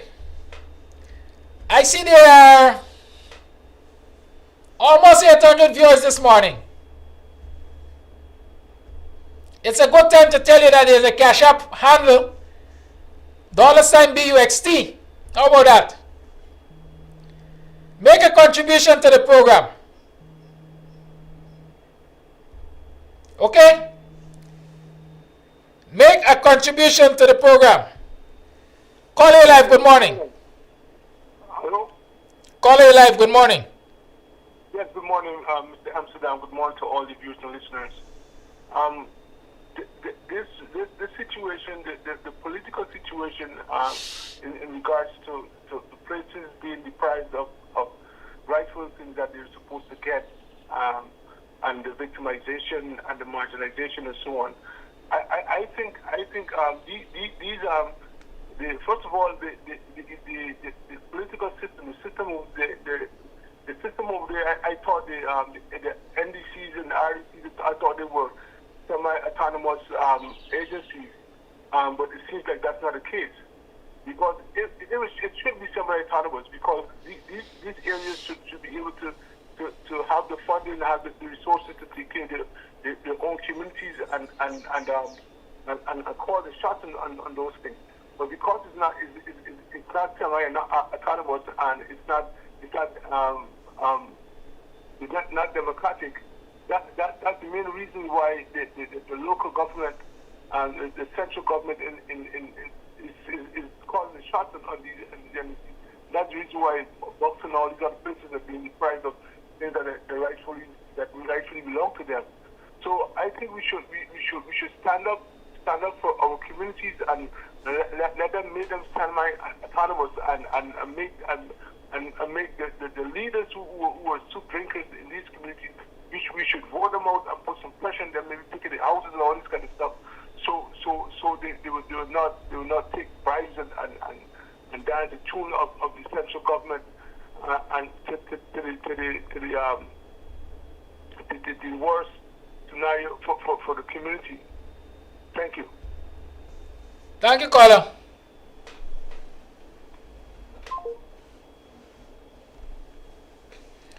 My point is, I saw someone say, forget about elections because Claudette is still there. Like I told you already, oil resources and the reparation funds and so on. Y'all stop this nonsense. You cannot give up your right because somebody is in a position that you believe is going to disadvantage you. You have to struggle and remove them from that position. You have to tear down strongholds. In the words of the Christians, tear down strongholds. It don't always be spiritual, it has to be physical too. If Claudette is in the way of credible elections in this country, you must struggle and remove her. If a bloated electoral list is in the way of credible elections in this country, you must struggle to have it changed. Don't sit back and accept it and say we ain't gonna do nothing because this is the situation which exists. You're giving the oppressors just what they want. Power concedes nothing without a fight. And likewise, nobody's going to hand you power on a platter. You gotta fight for it. The ancestors fought for it and they won. Aren't you willing to fight in the spirit of Damon and Kofi and the others? Well, I am willing to fight. I ain't gonna sit back and say, because of this, I ain't gonna do nothing. Call it live, good morning. Good morning. You know, as leaders in the various and in black communities, I think we should look past some of these persons who are presenting themselves. You know, some of these persons who are presenting themselves as leaders, some who feel that they can work with the PPP and give little pittance here and there to their communities and draw the masses to them. We have to look at them, we have to call them out. We have to call them out. We have to see them for who they are. Like the very one who made some comment this morning out of Buxton. I wasn't listening, I didn't see the comment that was made, you know, from Buxton Friendship. We have to make sure. Steel pan, yes, that is good. It helps to keep the young people harnessed, but we have to make sure that they stick to what it should be or what it is. You know, because steel pan is not the first time in Buxton. My alma mater in Buxton Secondary had a wonderful, and that is way back, I'm talking about the 70s. Had all the necessary plans. It had a wonderful steel orchestra. I can remember Buxton had Buxton Pride. So it's not the first. While it's a good thing Mr. Young is doing, sometimes we have to look past some of these people, you know, when it comes to certain aspect of development. Because some of them believe that they can work in the shadows, work for the PPP in the shadows, and draw the masses toward the PPP. And a lot of these persons are working only for their own needs or wants. I can tell you that. So we have to, as you quite well said, we have to look at what is needed when it comes to restoration. We have to look at where we were as against where we are now and see what is to be restored and how we go about restoring them. Wonderful program. Thank you, Kedaki. Thank you, caller. I was saying that there are almost 800 of us on this program this morning. And the Cash App handle is $BUXT. Show some support. Okay? I know your pocket, so I can't tell you what to put. I can tell you that the old people use the wheelbarrow principle and they buy the villages. They put, even if it's the widow's mite. So those of you who have access, go across there and put something in the Cash App. Those of you who want to send it, as they say, send them, get them, Western Union, hit me up on the WhatsApp 6225933. I'll tell you what to do. Right? Because we need to maintain financial aspects of these programs. There's no doubt that it costs money.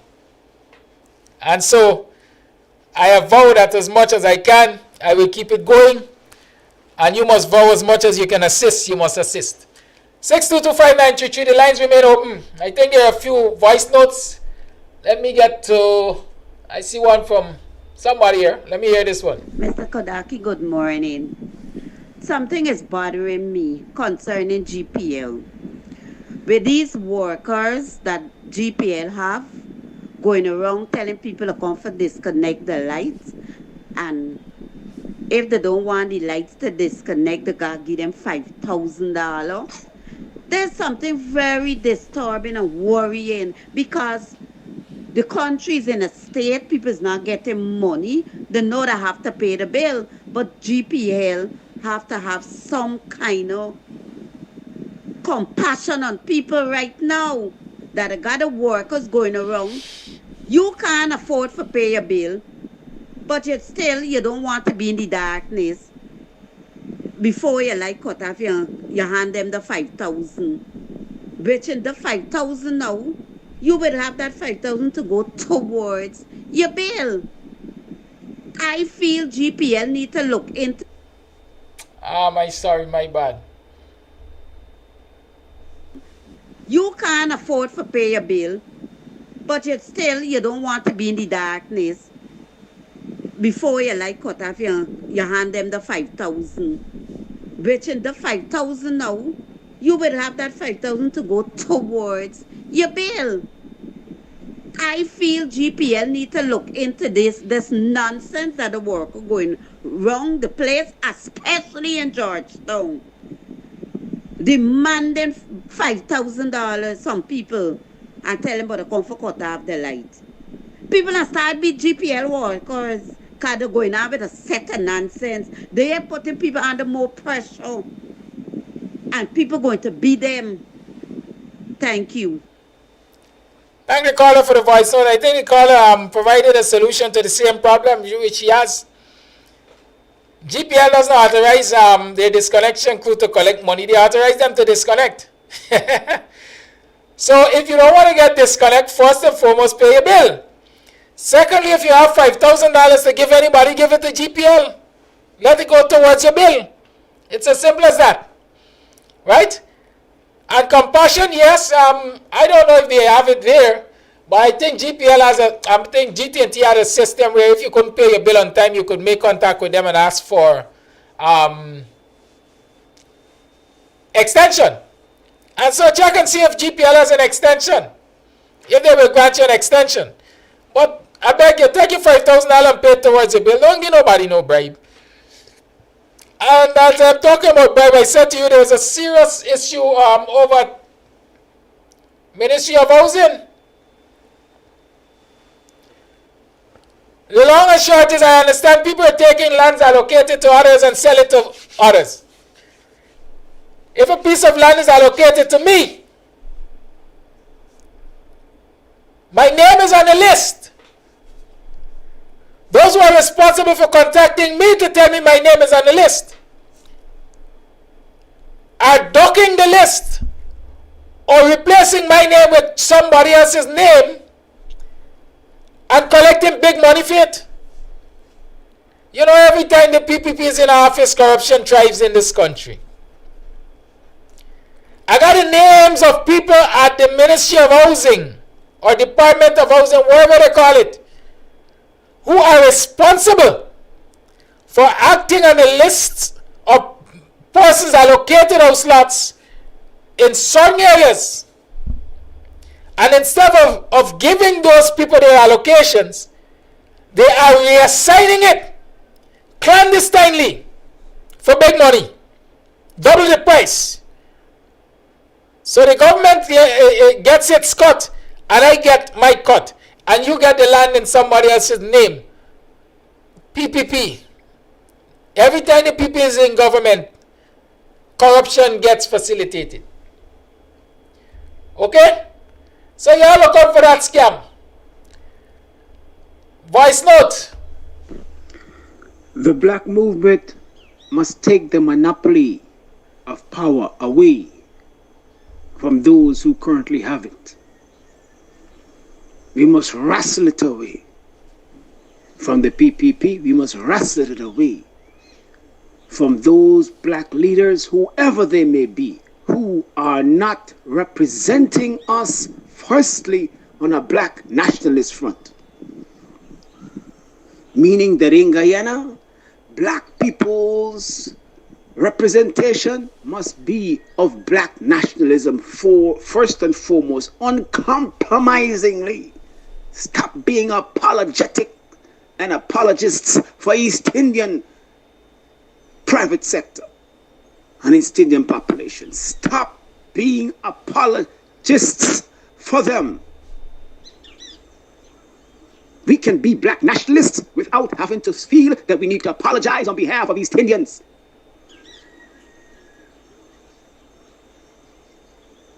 We cannot be black nationalists and go about every chapter, every verse, every second page, finding some reason why we think we need to apologize for the way East Indians may perceive things.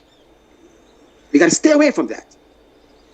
And those that find themselves consistently having the urge to apologize must stop it. And they must be told, stop it. And we must seek every opportunity. Every time that urge come up in us to apologize for East Indians, we must take that energy and convert it into championing the cause of 1,000% black nationalism. Unapologetically. Black nationalism. Whenever we get that urge to apologize for East Indians, we must cancel it out with the equal and greater urge to rally around the cause of unapologetic black nationalism. Let that be the order of the day. Yes, let that be the order of the day. I thank the caller for that voice note. It is now 1 minute to the 9 o'clock hour. It means it's 1 minute to program time. We should start our campaign. It's 1 minute to program time. Let me tell you again, go across there and send something in that cash app. We got bills to pay. This is the People's Station. We have bills to pay. I'm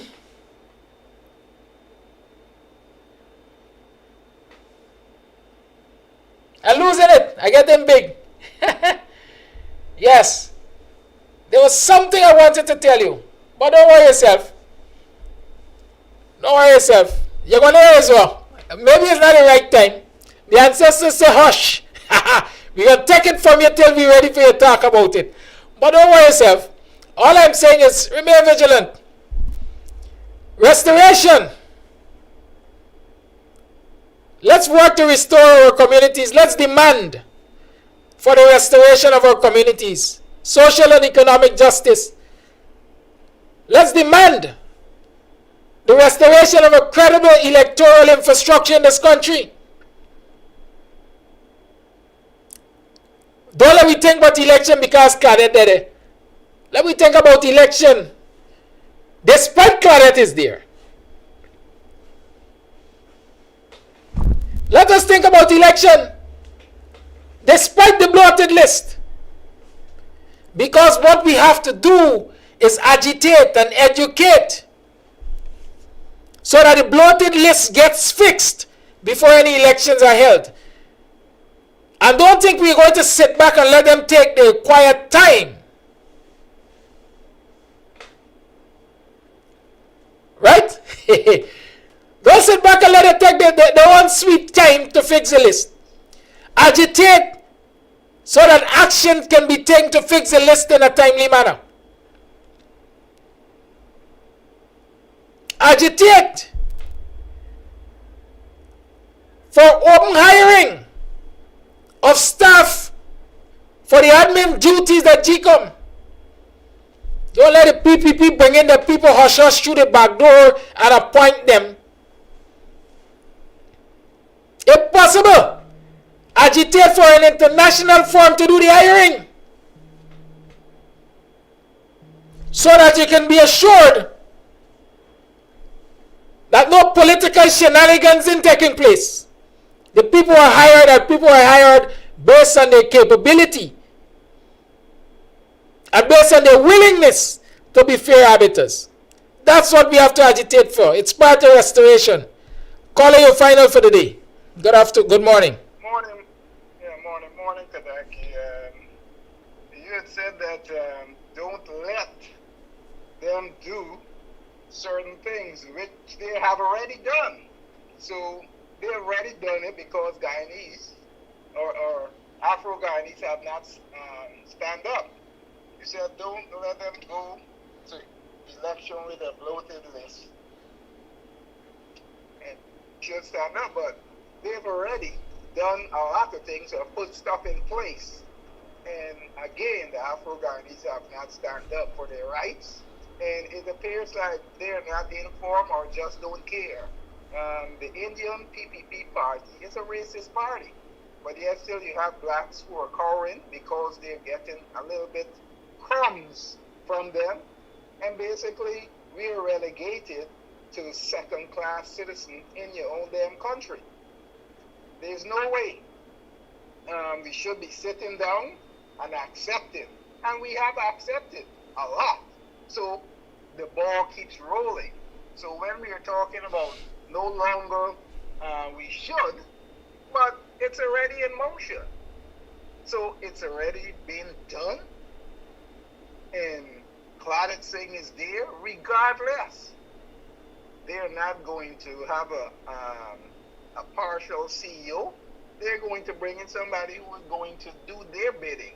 So we're allowing it by just sitting home and just, thinking, man, I can't do anything about it and stuff like that. So I think, I don't want to give up hope, but when we looked at what's going on a financial level, we are so screwed. So until we come together, rally around, as Steel Paul said, rally around the flag. We've got to rally around something. Black nationalism and being unapologetically being black, like the voice note caller had said. We are scared of being black to be labeled as racist. So we've got to get over being black and doing the right thing for ourselves. So until that happens, we're stuck in the position we're in. And one thing we have to understand is those people do not like him. So why the hell are we, always buddy with them? You can't catch feelings for people, and then when the time comes to do your business, because of your Christian faith, you start to catch feelings for these people? No, you've got to stop that. And that's my take.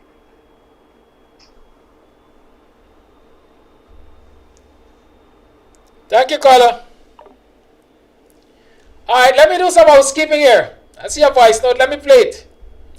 If you know you're sending me a voice note that is intended for my consumption only, please put private. Kadaki, how are you doing? Okay, it's I heard an MP mention something about critic talking to that guy that got killed in Essequibo. I'm wondering if his name is calling in this stuff here. And I was told that one of the somebody from the executive branch ordered a hit. So I'm not. Can't play here, say on the program right now. I'm gonna listen to it and talk to the person.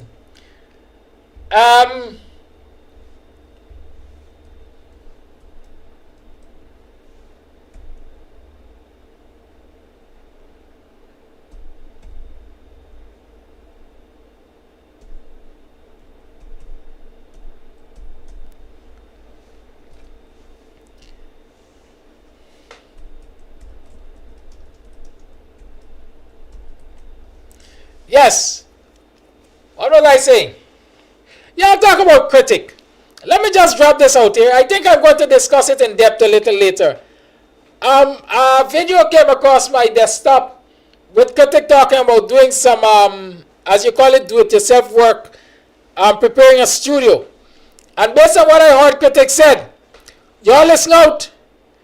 While the coalition couldn't find radio and television licenses to give its people, critic apparently is soon to get a radio and television license. Y'all listen out. Watch it, Guyanese. Stay vigilant. More of your spectrum is about to be given out. The people favorable to this installed cabal. It's not I say so.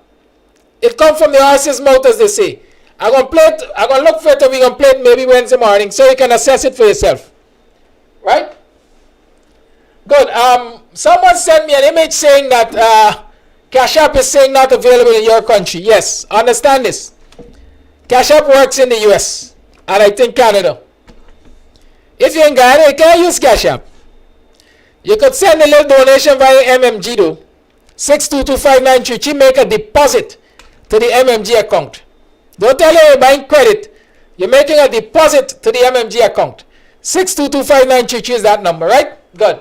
If you're overseas and you have access to Cash App, then you can send it via Cash App to $BUXT. Right? If you are overseas and you don't have access to Cash App, but you have access to PayPal, you can use D Hines 6106 at AOL.com. D Hines 6106 at AOL.com. Those of you who can type, please type it in the chat so they will see what I'm talking about. MMG deposit to 6225933. MMG deposit to 6225933. Cash App $BUXT. $BUXT for Cash App. And those of you who want to use PayPal, if you want to use PayPal, you use D Hines 6106 at AOL.com. Send your contributions, please, and thank you. You know I don't ask y'all for nothing. We need it. Oh yes. All right. Auntie Des, we said display the thing on the screen. I gotta go and type. All right. Let me see how we're gonna get it out there. Let me see. All right. This one is MMG deposit.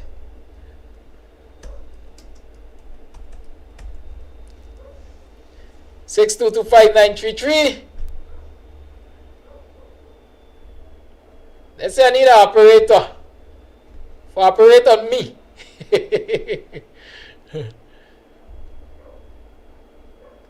That's your Cash App. $BUXT. That's your Cash App there. $BUXT.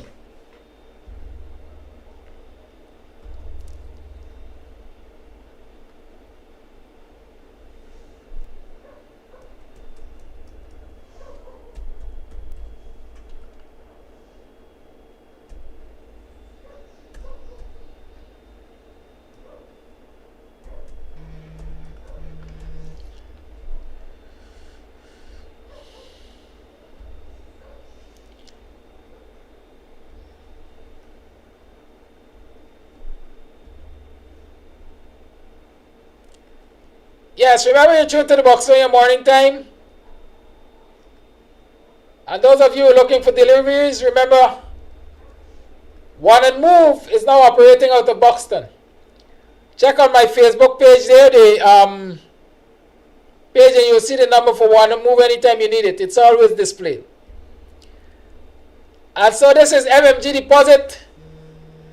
6225933 is the number to deposit to. 6225933 is the number to deposit to.